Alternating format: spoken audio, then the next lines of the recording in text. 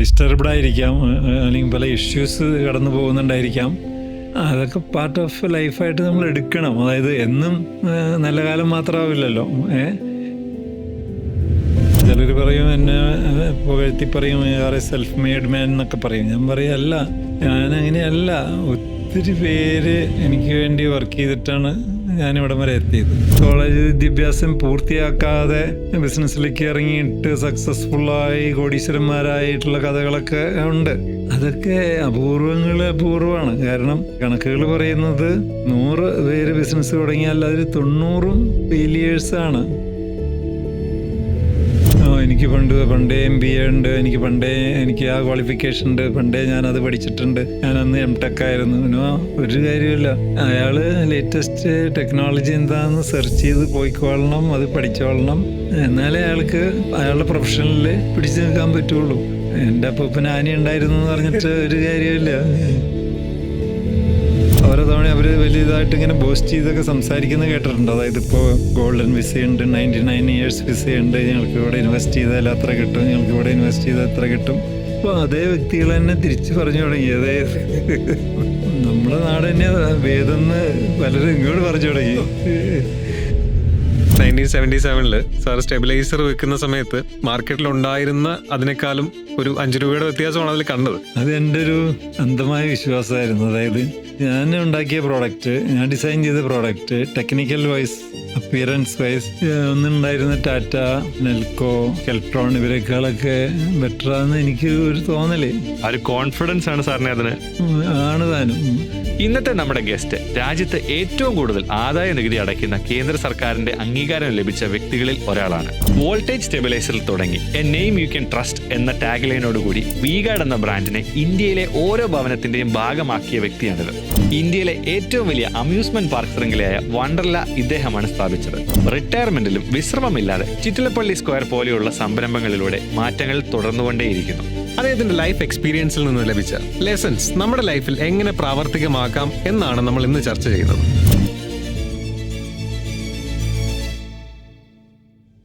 Forty to പോഡ്കാസ്റ്റിന്റെ മറ്റൊരു എപ്പിസോഡിലേക്ക് നിങ്ങൾക്ക് എല്ലാവർക്കും സ്വാഗതം. ഇന്നത്തെ എപ്പിസോഡ് നമുക്ക് വളരെ സ്പെഷ്യലാണ്. നമ്മൾ വിജയകരമായി 42 എപ്പിസോഡ്സ് കംപ്ലീറ്റ് ചെയ്തിരിക്കുകയാണ്. അതോടൊപ്പം തന്നെ 1 ലക്ഷത്തോളം വരുന്ന ഒരു സബ്സ്ക്രൈബേഴ്സ് ഫാമിലി നമുക്കൊപ്പം ഉണ്ട്. നിങ്ങൾ നൽകിയ സപ്പോർട്ടും വാല്യുബിൾ ആയിട്ടുള്ള അഡ്വൈസസുമാണ് നമ്മളെ ഇന്നിവിടെ എത്തിച്ചത്. ഇനിയും ഇതുപോലെ ഇൻഫോർമേറ്റീവ് ആയിട്ടുള്ള എപ്പിസോഡുകൾ നമ്മൾ നിങ്ങളുടെ മുന്നിലേക്ക് എത്തിക്കാൻ ശ്രമിച്ചുകൊണ്ടേയിരിക്കും. നിങ്ങളുടെ ഈ ഒരു അക്സെപ്റ്റൻസ് നമ്മൾ ഇനിയും മുന്നോട്ട് പ്രതീക്ഷിക്കുന്നു. ഈ എപ്പിസോഡ് മുഴുവനായും കാണുന്നതിന് മുന്നേ നമ്മുടെ ചാനൽ ഇതുവരെ സബ്സ്ക്രൈബ് ചെയ്തിട്ടില്ല എന്നുണ്ടെങ്കിൽ സബ്സ്ക്രൈബ് ചെയ്യാം. ഈ വലിയ എപ്പിസോഡിന്റെ കുഞ്ഞു ഭാഗങ്ങൾ ഷോർട്സ് ആയും റീൽസ് ആയും ഇൻസ്റ്റാഗ്രാമിലും യൂട്യൂബിലും ഇടുന്നുണ്ട്. ഈ ഫുൾ എപ്പിസോഡിന്റെ ഓഡിയോ എക്സ്പീരിയൻസ് സ്പോട്ടിഫൈയിലും അവൈലബിൾ ആണ്. ഇന്നത്തെ ഈ എപ്പിസോഡിലേക്ക് നമുക്ക് സാറിനെ സ്വാഗതം ചെയ്യാം. Sir, welcome to 42 podcaster. It's an honour to have you. Discipline എന്ന് പറയുന്നത് ഒരു വ്യക്തിയുടെ സ്വഭാവത്തിനെ ഷേപ്പ് ചെയ്യുന്ന ഒരു പ്രധാന ഘടകമാണ്. അപ്പോൾ ഡിസിപ്ലിൻ ഒരു രാത്രി കൊണ്ടുണ്ടാകുന്നതോ അല്ലെങ്കിൽ പെട്ടെന്ന് ഉണ്ടാക്കിയെടുക്കുന്നതോ ഒരു കാര്യമല്ല. അപ്പോൾ നമ്മുടെ ലൈഫിൽ ഒരു പോയിന്റ് മുതൽ നമ്മളത് പ്രാക്ടീസ് ചെയ്ത് വരേണ്ട ഒരു കാര്യമാണ്. അപ്പോൾ സാറിനെ സംബന്ധിച്ചിടത്തോളം വളരെ കാമായിട്ടുള്ള തീരുമാനങ്ങളൊക്കെ നല്ല കോൺഫിഡൻസോട് കൂടി എടുക്കുന്ന ഒരു സ്വഭാവ പ്രകൃതമാണ് എല്ലാവരും കണ്ടിട്ടുള്ളത്. അപ്പോൾ ഈ ഒരു ഡിസിപ്ലിൻ എത്രത്തോളം ഇമ്പോർട്ടൻ്റ് ആണ് ഒരു വ്യക്തിയുടെ ലൈഫിൽ? തീർച്ചയായിട്ടും അത് ഏതൊരു വ്യക്തിയാണെങ്കിലും, അത് ബിസിനസ് ആയിക്കോട്ടെ, പ്രൊഫഷണൽ ആയിക്കോട്ടെ, അല്ലെങ്കിൽ സ്പോർട്സ്മാൻ ആയിക്കോട്ടെ, തീർച്ചയായിട്ടും ഡിസിപ്ലിൻ അത്യാവശ്യമാണ്. കാരണം നമ്മൾ സമൂഹത്തിൽ ഇടപഴകാനുള്ളവരാണ്. അപ്പോൾ മറ്റുള്ളവർക്കൊരു ഇൻകൺവീനിയൻസ് പാടില്ല, അവരുടെ സ്പേസും നമ്മൾ മാനിക്കണം. അപ്പോൾ ആ നിലയ്ക്ക് ഡിസിപ്ലിൻ വളരെ ഇമ്പോർട്ടൻ്റ് ആണ്. എനിക്ക് അതിനകത്തൊരു മെച്ചം കിട്ടിയത്, ഞാൻ നാട്ടിൻപുറത്ത് ജനിച്ച് വളരുന്നു. പാരൻസൊക്കെ അന്ന് കാലത്ത് ഡിസിപ്ലിൻ്റെ കാര്യത്തിൽ ഒട്ടും കുറവൊന്നുമല്ല, കുറച്ച് കൂടുതലാണെന്ന് എനിക്കിപ്പോൾ തോന്നാറുണ്ട്. കൂടുതൽ സാറുമാരാണെങ്കിലും ശരി, പണ്ട് കാലത്ത് കോളേജിലാണെങ്കിലും ശരി, ഡിസിപ്ലിൻ്റെ കാര്യത്തിൽ ഒരുപടി മുന്നിലായിരുന്നു. അപ്പോൾ സാറിൻ്റെ ഒരു എക്സ്പീരിയൻസിൽ അത് ഏത് രീതിക്കാണ് അത് ഡെവലപ്പ് ചെയ്തെടുത്തത്? നമ്മൾ ഒരേ വീട്ടിൽ ജനിച്ച് വളർന്ന മക്കളാണെങ്കിൽ തന്നെയും ഡിസിപ്ലിൻ്റെ കാര്യത്തിൽ പല ലെവലിലായിരിക്കും. സ്ട്രക്ചേർഡ് ആയിരിക്കണം എന്നുള്ള നമ്മുടെ പ്ലാനുകൾ എന്താണ്, നമ്മുടെ ഒരു ദിവസത്തെ ഡ്യൂട്ടീസ് എന്താണ്, റെസ്പോൺസിബിലിറ്റീസ് എന്താണ്, ഇതൊക്കെ ഞാൻ പറയും മനഃപ്പാഠമായിരിക്കണം. അതായത് എഴുതി വെച്ചാൽ മാത്രം പോരാ, അത് നടപ്പിലാക്കണം, പ്രാവർത്തികമാക്കുക എന്നുള്ളതാണ്. സാധാരണക്കാരനായാലും ശരി, പണക്കാരനായാലും ശരി, തീർച്ചയായിട്ടും എന്നാലോചിച്ച് നോക്കി. അതൊരു പിയോണായിക്കോട്ടെ, ഒരു ഡ്രൈവറായിക്കോട്ടെ, സ്വീപ്പറായിക്കോട്ടെ, അത് കാര്യങ്ങൾ കൃത്യം കണിശം അല്ലെങ്കിൽ അത് മറ്റുള്ളവർക്ക് ബുദ്ധിമുട്ടുകളുണ്ടാക്കും. അത് ഓർത്താൽ മതി. ജീവിതത്തിൽ വിജയം വരിച്ചിട്ടുള്ളവരെല്ലാവരും തന്നെ ഡിസിപ്ലിൻ്റെ കാര്യത്തിൽ ഒരു സ്റ്റെപ്പ് മുന്നിലായിരിക്കും. അല്ലാതെ വളരെ അഴവഴയായിട്ട് ജീവിച്ചവർ വളരെ സക്സസ്ഫുള്ളാണെന്ന് കണ്ടാൽ അയാൾ എന്തോ ഒരു ഭാഗ്യം കൊണ്ടായിരിക്കാം എന്ന് എനിക്കറിയില്ല. അതർവൈസ് ഡിസിപ്ലിൻ ഇല്ലാതെ നമുക്ക് പ്രൊഫഷനിൽ മുന്നോട്ട് പോകാൻ പറ്റില്ല. അതേത് ലെവലിലാണെങ്കിൽ ശരി. നമ്മളൊരു ഡ്രീം അല്ലെങ്കിൽ ഒരു വിഷൻ നമുക്കുണ്ടാവുമല്ലോ, എല്ലാ വ്യക്തികൾക്കും ഉണ്ടാവും. നമ്മൾ അതിൻ്റെ ഫാക്ട് ചെക്ക് ചെയ്യുന്നത്, ഈ ഒരു ഡ്രീം നമ്മൾ അച്ചീവ് ചെയ്യണമെങ്കിൽ എന്തൊക്കെ കാര്യങ്ങൾ നമുക്ക് ശ്രദ്ധിക്കണം. ഇപ്പോൾ സാറിനെ സംബന്ധിച്ചിടത്തോളം സാറിൻ്റെ ബിസിനസ്സിലും പേഴ്സണൽ ലൈഫിലുമായിട്ട് ഒത്തിരി അച്ചീവ്മെൻറ്റ് വന്നിട്ടുണ്ട്. അപ്പോൾ അതൊക്കെ ഒരു ഡ്രീമിലൂടെ സാധിച്ചെടുത്തതാണ്, അല്ലാതെ പെട്ടെന്നുണ്ടാകുന്ന സംഭവങ്ങളല്ല. അതിന് കൃത്യമായിട്ട് ഉത്തരം പറയാൻ ഞാനൊരു സൈക്കോളജിസ്റ്റ് ഒന്നുമല്ല. പക്ഷേ എനിക്ക് അനുഭവപ്പെട്ട ചില കാര്യങ്ങൾ പറയാം. നമുക്ക് ഉയരണമെങ്കിൽ, വളരണമെങ്കിൽ ഡ്രീം അത്യാവശ്യമാണ്. പക്ഷെ അത് റിയാലിറ്റിയോട് ചേർന്ന് കിടക്കണം. അല്ലാതെ നമുക്ക് വലിയ വലിയ ആശയങ്ങളുണ്ട്, പലരും കണ്ടിട്ടുണ്ട്. പലരും ഇപ്പോൾ ഒരാളെ ഇപ്പോൾ കണ്ടു കഴിഞ്ഞാൽ പറയും അയാളുടെ പ്ലാനുകൾ അതൊക്കെയാണെന്ന് പറയും. ഒരു മാസം കഴിഞ്ഞിട്ട് അയാളെ നമ്മൾ കാണുമ്പോൾ അയാൾ വേറെ ചില കാര്യങ്ങളായിരിക്കും പറയുക. അപ്പം അത് ടോട്ടലി മാറിയിട്ട് അപ്പോൾ നമ്മൾ വിചാരിക്കും, ഹേ ഇയാളെന്താ ഇങ്ങനെ, കാരണം അന്ന് ഇങ്ങനെയല്ലല്ലോ പറഞ്ഞത്. അപ്പോൾ ഒന്നാമത് നമ്മളൊരു കാര്യത്തിൽ ഉറച്ചു നിൽക്കാൻ ശ്രമിക്കണം. അതായത് തന്നെയല്ല, ഏത് ഡ്രീമാണെങ്കിലും അത് റിയാലിറ്റിയോട് അടുത്ത് നിൽക്കേണ്ടതാണ്. അല്ലാതെ നമുക്ക് കുറേ ഫാൻസി ആയിട്ടുള്ള കുറേ ഡ്രീംസ് ഉണ്ട്, എനിക്ക് അങ്ങനെ ആവണം ഇങ്ങനെ ആവണം. പക്ഷേ അങ്ങനെ ആവണം ഇങ്ങനെ ആവണമെങ്കിൽ അതിനനുസരിച്ചുള്ള എഡ്യൂക്കേഷൻ വേണം, അല്ലെങ്കിൽ അതിനനുസരിച്ചുള്ള ബാക്ക്ഗ്രൗണ്ട് വേണം, നോളജ് വേണം. അതില്ലാത്തവൻ അതിനേക്ക് ശ്രമിക്കരുത്. കാരണം ഇപ്പോൾ എനിക്ക് പറ്റാത്ത കുറേ ഡ്രീമുകളൊക്കെ ആലോചിച്ചിട്ട് കാര്യമില്ലല്ലോ. നമ്മൾ പറയില്ലേ, കൊക്കിലൊതുങ്ങാവുന്നതേ എത്താവോ. അത് ഒരു ഫസ്റ്റ് ലെസണായിട്ട് എനിക്ക് തോന്നാറുണ്ട്. പക്ഷേ നമ്മളതിന് വേണ്ടി ഹാർഡ് വർക്ക് ചെയ്യാതെ പറ്റില്ല. കാരണം ഒരു ഡ്രീമും നമ്മൾക്ക് റെഡിമെയ്ഡ് ആരും കൊണ്ടുത്തരാൻ പോകുന്നില്ല.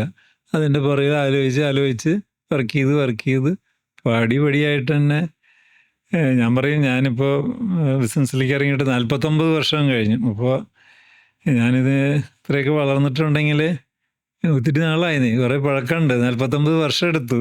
അതേസമയം ഇപ്പോഴത്തെ യങ്സ്റ്റേഴ്സ് സ്റ്റാർട്ടപ്സ് എന്നൊക്കെ പറയുമ്പോൾ അവരൊക്കെ പിടിപിടുന്നല്ലേ 5 കൊല്ലം കൊണ്ട് അല്ലെങ്കിൽ 6 കൊല്ലം കൊണ്ടൊക്കെയല്ലേ കോടീശ്വരന്മാരാവുന്നത്. ആ ഒരു കാലഘട്ടത്തിൽ നിന്നും ഡ്രീം അച്ചീവ് ചെയ്യാൻ കുറച്ചുകൂടെ ഈസിയാണ് ഇപ്പോഴത്തെ ഒരു കാലഘട്ടത്തിൽ. തീർച്ചയായിട്ടും. കാരണം ഇന്ന് ഇപ്പോൾ ടെക്നോളജി ബാക്കപ്പ് ഉണ്ട്, അല്ലെങ്കിൽ informations R on your finger tips. ഏത് ഇൻഫർമേഷൻ വേണമെങ്കിലും നമുക്ക് തപ്പിയെടുക്കാൻ പറ്റും. മറ്റത് ആരോടാ ചോദിച്ചാൽ ഒരു ഉത്തരം തന്നെ കിട്ടില്ല കൃത്യമായിട്ട്, എത്ര വലിയ പ്രൊഫസറായാലും ശരി. സാർ ഇപ്പോൾ പറഞ്ഞില്ലേ, കൊക്കിൽ ഒതുങ്ങാവുന്നതേ കൊത്താവൂ എന്ന് പറഞ്ഞില്ലേ. അപ്പം അതുമായിട്ട് കൂട്ടിച്ചേർത്ത് നോക്കുമ്പോൾ നമ്മളൊരു വലിയ ഡ്രീം അച്ചീവ് ചെയ്യുന്നതിനിപ്പം അതിനകത്ത് റിസ്ക് എടുത്താൽ മാത്രമേ നല്ല വലിയ റിവാർഡ് കിട്ടത്തുള്ളൂ, അല്ലേ? അപ്പം ഈ റിസ്ക് എടുക്കുന്നത് 2 രീതിയിൽ നമുക്ക് റിസ്ക് എടുക്കാം. നമുക്ക് കണ്ണടച്ച് ബ്ലൈൻഡായിട്ട് ഒരു വലിയ റിസ്ക് എടുക്കാം, അല്ലെങ്കിൽ കാൽക്കുലേറ്റഡ് ആയിട്ട് നമ്മളെല്ലാം കണക്ക് കൂട്ടി ഒരു റിസ്ക് എടുക്കാം. ഫോർ എക്സാമ്പിൾ, എൻ്റെ ഒരു 10 സെൻറ്റ് വീടും സ്ഥലമുണ്ട്. എനിക്കത് വേണം മൊത്തം വിറ്റ് പെറുക്കി ആ പൈസ കൊണ്ട് എനിക്കൊരു ബിസിനസ് സ്റ്റാർട്ട് ചെയ്ത് ആ ബിസിനസ് ഫ്ലോപ്പ് ആയി കഴിഞ്ഞാൽ മൊത്തം ഒന്നുമില്ലാത്തൊരവസ്ഥയിലേക്ക് പോകുന്നൊരു ബ്ലൈൻഡ് റിസ്ക് എടുക്കാം. അല്ലെങ്കിൽ അതിൻ്റെ അകത്തുനിന്ന് കുറച്ച് സ്ഥലം മാത്രം പണയം വെച്ചോ, അല്ലെങ്കിൽ കുറച്ച് സ്ഥലം മാത്രം വിറ്റ് അതിൻ്റെ റിസ്കിനെ നമുക്ക് കുറയ്ക്കാൻ പറ്റും. അപ്പം ബ്ലൈൻഡ് ആയിട്ടുള്ള റിസ്ക്കും കാൽക്കുലേറ്റഡ് റിസ്ക്കും എപ്പോഴാണ് എടുക്കേണ്ടത്, അതെങ്ങനെ നമുക്ക് തിരിച്ചറിയാം, അതിൻ്റെ ഡിഫറൻസ്? എൻ്റെ ഒരു അഭിപ്രായമാണ്, ഏത് വെഞ്ചറിലേക്ക് കാലെടുത്ത് വയ്ക്കുകയാണെങ്കിൽ തന്നെ അതിൻ്റെ ഒരു ഫിനാൻസ് എങ്ങനെയായിരിക്കണം. ഇപ്പം നേരത്തെ പറഞ്ഞു, ആ കൂടിയുള്ള വീട് വിറ്റിട്ട് അതിന് പകരം അത് പണയപ്പെടുത്താവല്ലോ വേണമെങ്കിൽ. എപ്പോഴും നമ്മുടെ കയ്യിൽ നിന്ന് അതിൻ്റെ ആധാരം പോകുന്നില്ലല്ലോ. അപ്പോൾ പക്ഷെ പകുതി എമൗണ്ട് ആ ലോൺ കിട്ടുള്ളായിരിക്കും. അപ്പോൾ അത്തരത്തിലുള്ള കാൽക്കുലേറ്റഡ് റിസ്ക്കാണ് ഞാൻ എൻ്റെ ജീവിതത്തിൽ എടുത്തിട്ടുള്ളത്. അല്ലാതെ ഞാൻ വളരെ ഹൈ റിസ്ക് എടുത്തിട്ടുള്ള ആളല്ല. പക്ഷെ പലർക്കും തോന്നും ഹൈ റിസ്കുകളല്ലേ എന്ന്. അപ്പോൾ ഒരു സേഫ് റിസ്ക് എടുക്കുന്നത് എങ്ങനെയായിരിക്കും? തീർച്ചയായിട്ടും അതെല്ലാം ഡിപ്പെൻസ് ഓൺ വ്യക്തികളെ ആശ്രയിച്ചിരിക്കും. കാരണം ഞാൻ നേരത്തെ പറഞ്ഞല്ലോ, അതായത് എന്നെക്കാളും ഫാസ്റ്റായിട്ട് ബിസിനസ്സിൽ വളർന്ന എത്രയോ പേരുണ്ട്. അവർ ഹൈ റിസ്ക് എടുത്തിട്ട് പിടിപിടിപ്പിന്നെ മുന്നോട്ട് പോയിട്ടുണ്ടാവും. അതേസമയം വേറെ ചിലരെയും നമ്മൾ കണ്ടിട്ടുണ്ട്, ഹൈ റിസ്ക് എടുത്തിട്ട് പിടിപിടി തന്നെ മുന്നോട്ട് പോയിട്ട് അതേപോലെ തന്നെ ടക്കടക്കായ തന്നെ കീഴോട്ട് വന്നിട്ടുള്ളവരെയും നമ്മൾ കണ്ടല്ലോ, കാണുന്നുണ്ടല്ലോ. അപ്പോൾ ഇതെല്ലാം വ്യക്തികളെ ആശ്രയിച്ചിരിക്കും. അപ്പോൾ നമ്മൾ ഓവർ അംബിഷ്യസ് ആയിട്ട് കാര്യമില്ല. നമ്മൾ ഒരു കാലം എപ്പോഴും നിലത്ത് ചവിട്ടിയിരിക്കണം. ഇതിൽ സാറിൻ്റെ ഇതിൽ ഞാൻ ബുക്കിലൊക്കെ വായിച്ചതാണ്. ആ ഒരു കാലഘട്ടത്തിൽ ഒരു 1977 സാർ സ്റ്റെബിലൈസർ വെക്കുന്ന സമയത്ത് മാർക്കറ്റിലുണ്ടായിരുന്ന അതിനേക്കാളും ഒരു 5 രൂപയുടെ വ്യത്യാസമാണ് അതിൽ കണ്ടത്. അപ്പോൾ ഈ ഒരു നാഷണൽ ലെവലിലുള്ള കമ്പനിയുടെ മേലെ പ്രൈസ് വെച്ചിട്ട് അതൊരു റിസ്ക് ആയിരുന്നല്ലോ. അതായത് നമ്മുടെ പുതുതായിട്ടുള്ള നമ്മൾ ഇൻട്രൊഡ്യൂസ് ചെയ്തൊരു പ്രോഡക്റ്റിൻ്റെ അവിടെ വെക്കുന്നത്. അതെങ്ങനെയാണ് ആ റിസ്ക് കാൽക്കുലേറ്റ് ചെയ്തത്? അത് ശരിക്കും പറഞ്ഞാൽ അതിനകത്ത് വലിയ മാനേജ്മെൻറ്റ് തിയറിയൊന്നും ആയിരുന്നില്ല. അത് എൻ്റെ ഒരു അന്ധമായ വിശ്വാസമായിരുന്നു. അതായത് ഞാൻ ഉണ്ടാക്കിയ പ്രോഡക്റ്റ്, ഞാൻ ഡിസൈൻ ചെയ്ത product technical wise, appearance wise ഒന്നുണ്ടായിരുന്ന ടാറ്റ, പിന്നെ നെൽക്കോ അല്ലെങ്കിൽ കെൽട്രോൺ ഇവരെക്കാളൊക്കെ ബെറ്ററാന്ന് എനിക്ക് ഒരു തോന്നൽ. ആ ഒരു കോൺഫിഡൻസ് ആണ് സാറിനെ അതിന് ആണ് താനും. ആ ഒരു ധൈര്യമാണ് 5 രൂപ കൂടുതൽ വയ്ക്കാനായിട്ട് കാരണം ഉണ്ടായത്. ഇതിൻ്റെ വരുമരായി നോക്കിയിട്ടല്ല, പക്ഷെ അത് നടത്തിയെടുത്തു. അപ്പോൾ ആ ഒരു കോൺഫിഡൻസ് ബാക്കിയുള്ളവരിലേക്ക് കൊടുത്തിട്ടാണ് നമ്മുടെ പ്രോഡക്റ്റ് എടുക്കുന്ന വ്യക്തിക്ക്. എന്തുകൊണ്ടാണ് ഞാൻ ഒത്തിരി തെറി കേട്ടിട്ടുണ്ട്. അതായത് തനിക്ക് ഇങ്ങനെ ധൈര്യം വന്നു മറ്റൊരെക്കാളും വില കൂട്ടി വയ്ക്കാനായിട്ട്, താൻ തുടക്കക്കാരനല്ലേ, തന്നെ ആരെങ്കിലും അറിയോ, തൻ്റെ ബ്രാൻഡ് ആരെങ്കിലും അറിയോ എന്നൊക്കെ ഞാനും കേട്ടിട്ടുണ്ട്. പക്ഷേ പടിപടിയായിട്ട് നമ്മളതിൽ ഓവർകം ചെയ്തേ പറ്റുള്ളൂ. തുടക്കക്കാരെപ്പോഴും പറയുന്നത് ഈ മിസ്റ്റേക്സ് മാക്സിമം കുറച്ചിട്ട് നമ്മൾ സക്സസ്സിലേക്ക് പോകാന്നുള്ളതാണ് ഒരു സൈഡ് ആൾക്കാർ പറയുന്നത്. ഒരു വശം ആൾക്കാർ പറയുന്നതെന്ന് പറഞ്ഞു കഴിഞ്ഞാൽ മാക്സിമം മിസ്റ്റേക്സ് ഉണ്ടാക്കുക, അതിലൂടെയാണ് നമ്മൾ പുതിയ കാര്യങ്ങൾ പഠിക്കുക എന്നുള്ളത്. ഇത് രണ്ടിലേതിലാണ് സാർ നിൽക്കുക? ലൈക്ക് മാക്സിമം മിസ്റ്റേക്സ് ഉണ്ടാക്കി ലെസൺ എടുക്കുന്നതാണോ? ഇത് രണ്ടും ചെയ്തിട്ടുള്ളവരുണ്ട്. 2 റൂട്ടിൽ കൂടിയും പോയിട്ടുള്ളവരുണ്ട്. 2 റൂട്ടിൽ കൂടെ പോയിട്ടും വിജയിച്ചിട്ടുള്ളവരുണ്ട്. പക്ഷേ എന്നെ സംബന്ധിച്ചിടത്തോളം ഞാനൊരു വയാമീഡിയ ഇതിൻ്റെ ഒരു നടുക്കി കൂടെ യാത്ര ചെയ്തിട്ടുള്ള ആളാണ്. അല്ലാതെ ഞാൻ എപ്പോഴും ഫുൾ ടൈം, എനിക്കറിയാം ചിലരെ, എനിക്ക് പരിചയമുള്ള ചിലരുണ്ട്, അവർ ഹൈ റിസ്ക് എടുത്തിട്ട് വലിയ വലിയ കാര്യങ്ങൾ ചെയ്തിട്ടുള്ളവരുണ്ട്. എന്നിട്ട് വളരെ ഫാസ്റ്റായിട്ട് ഗ്രോ ചെയ്തിട്ടുള്ളവരെ ഉണ്ട്. അവരെ അപ്രീഷിയേറ്റ് ചെയ്യണം. പക്ഷെ ഞാൻ അത്രക്കാരനല്ലാന്നേ. ഓരോരുത്തരുടെ സ്വഭാവം പോലെ. അതെ, സ്വഭാവം പോലെ ഇരിക്കും. ഞാൻ അങ്ങനെ ഒരു ഹൈ റിസ്ക് എടുക്കുന്ന കൂട്ടത്തിലല്ലാന്നാണ് എനിക്ക് തോന്നുന്നത്. സേഫ് റിസ്ക് എടുക്കുന്ന. അതെ, കാൽക്കുലേറ്റഡ് റിസ്ക്. സാർ, ഈ കാൽക്കുലേറ്റഡ് റിസ്ക് എടുക്കാനായിട്ട് പലപ്പോഴും നമ്മളെ സഹായിക്കാനായിട്ട് നമ്മുടെ ജീവിതത്തിൽ ഒരുപാട് ആൾക്കാരുണ്ടാവും. അപ്പം നമുക്ക് തന്നെ മെൻറ്റേഴ്സിനെ നമുക്ക് കണ്ടുപിടിച്ച് നമുക്ക് അവരുടെ കയ്യിൽ നിന്ന് നമുക്ക് ഗൈഡൻസ് എടുക്കാൻ പറ്റും. അപ്പം പല രീതിയിലുള്ള മെൻറ്റേഴ്സ് ഉണ്ട്. ഫിനാൻഷ്യൽസിലാവാം, അല്ലെങ്കിൽ ക്യാരക്ടറിലാവാം, അല്ലെങ്കിൽ ലീഡർഷിപ്പിലാവാം. അപ്പം ഒരു മെൻറ്ററെ കണ്ടുപിടിക്കുമ്പോൾ, അല്ലെങ്കിൽ നമുക്കൊരു മെൻറ്ററെ വേണമെന്ന് തോന്നുമ്പോൾ അവരിൽ ഉണ്ടാവേണ്ട ക്വാളിറ്റീസ് എന്തൊക്കെയാണ്? അതെ, തീർച്ചയായിട്ടും നമുക്ക് ഇതുമാതിരിയുള്ള കാര്യങ്ങൾ വരുമ്പോൾ മറ്റുള്ളവരുടെ നിന്ന് അഭിപ്രായങ്ങൾ നേടണം. അത് ഫിനാൻസിൻ്റെ കാര്യത്തിലാണെങ്കിൽ ഞാൻ പറയും, ഞാൻ തുടക്കത്തിലൊന്നും ഫിനാൻസിൽ അത്ര എക്സ്പെർട്ടായിരുന്നില്ല. ഞാൻ എത്രയോ അഡ്വൈസുകൾ എടുത്തിട്ടുണ്ട്. പക്ഷേ അഡ്വൈസുകൾ എടുത്താലും ഫൈനൽ ഡിസിഷൻ നമ്മുടെ തന്നെ ആയിരിക്കണം. അത് വേറെ ആരെയും ഏൽപ്പിക്കാൻ പറ്റില്ല. അവർ പല ഓപ്ഷൻസ് പറഞ്ഞു തരും. അതിൽ ഏത് ഓപ്ഷൻ വേണമെന്നുള്ളത് നമ്മുടെ ചുമതലയാണ് തീരുമാനിക്കേണ്ടത്.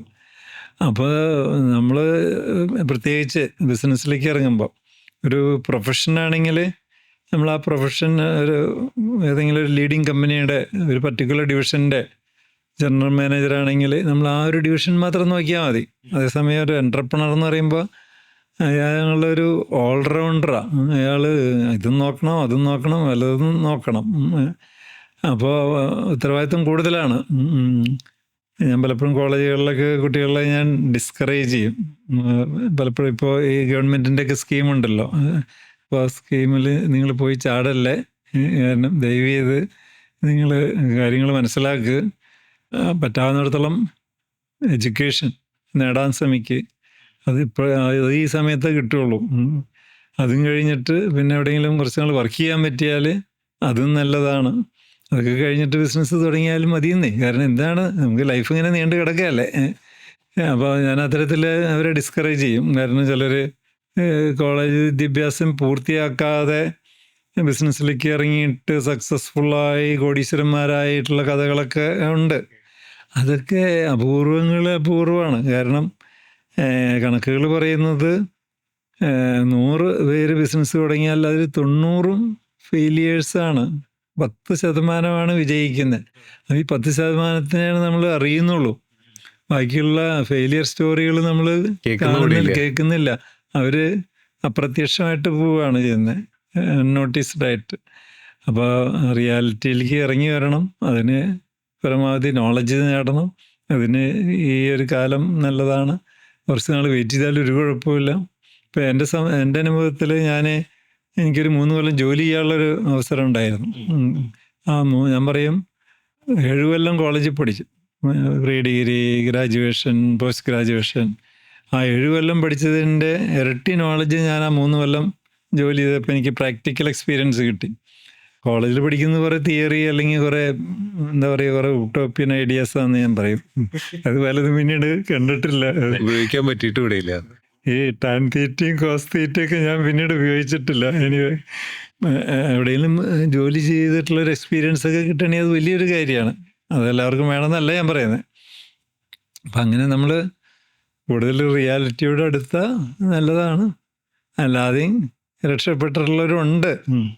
അത് കണ്ടിട്ട് നമ്മൾ അതിൻ്റെ പുറകെ ഓടരുത്. സാധാരണ ഒരു വ്യക്തിക്ക് ലൈഫിലെ മെന്റേഴ്സിന്റെ കാര്യം നമ്മളിപ്പോൾ പറഞ്ഞപ്പോൾ ഏതൊക്കെ മേഖലകളിൽ ആണ് നമുക്ക് മെന്റേഴ്സിനെ വേണ്ടത്? ഒരു ലൈഫിൽ സാറിന് തോന്നിയിട്ടുള്ള ഇമ്പോർട്ടൻ്റ് ആയിട്ടുള്ള സ്റ്റേജുകൾ ഏതൊക്കെയായിരിക്കും? ഏതൊക്കെ മേഖലകളായി? ഓരോ വ്യക്തിക്കും ഒരേപോലെ ഇരിക്കും.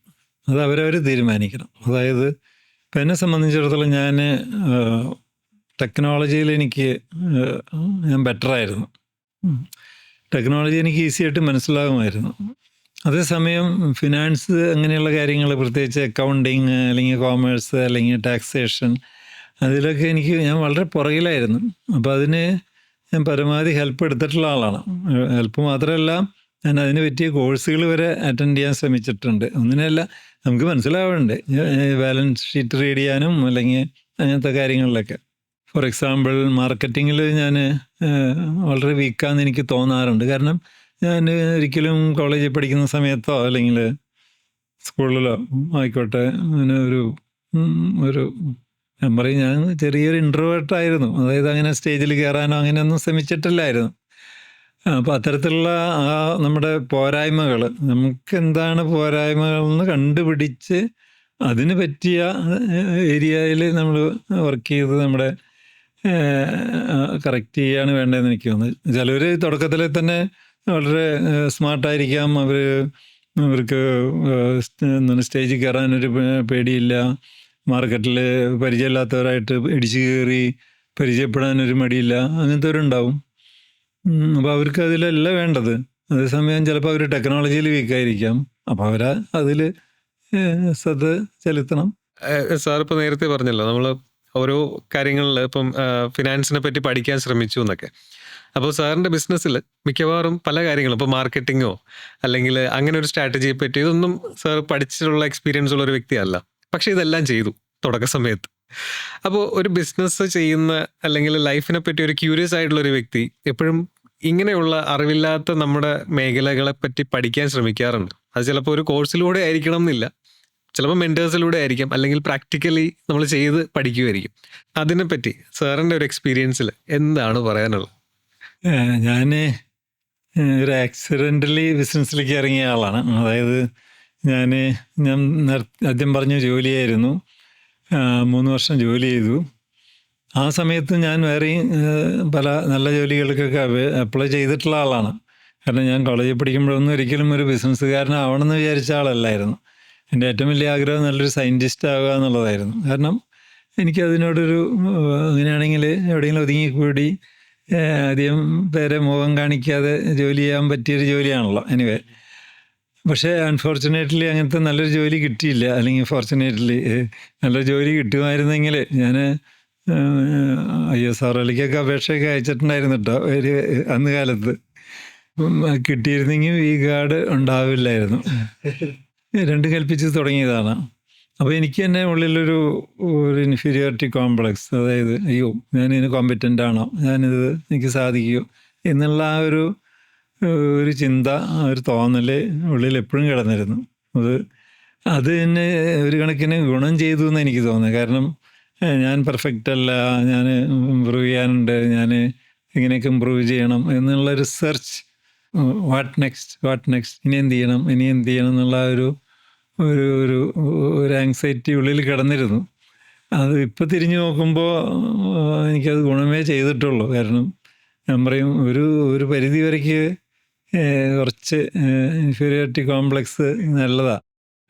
സുപ്പീരിയോറിറ്റി കോംപ്ലക്സിനേക്കാളും നല്ലത് ഇൻഫീരിയോറിറ്റി കോംപ്ലക്സ് ആണ് അവിടെ ലൈഫ് ഷേപ്പ് ചെയ്യാൻ എന്നുള്ള help ചെയ്യും. തീർച്ചയായിട്ടും. കാരണം സുപ്പീരിയോറിറ്റി കോംപ്ലക്സ് ഉള്ള ഒരാൾ വിചാരിക്കാം എനിക്കെല്ലാം അറിയാം, എന്നോടാരും ഉപദേശിക്കൊന്നും വേണ്ട, എനിക്കൊക്കെ അറിയാം എന്നുള്ളൊരു തോന്നലായിരിക്കും. അത് അയാളുടെ ഒരു അന്ധമായ വിശ്വാസമായിരിക്കും. ലേണിംഗ് മൈൻഡ് സെറ്റ് ആണ് നമുക്ക് എപ്പോഴും വേണ്ടത്.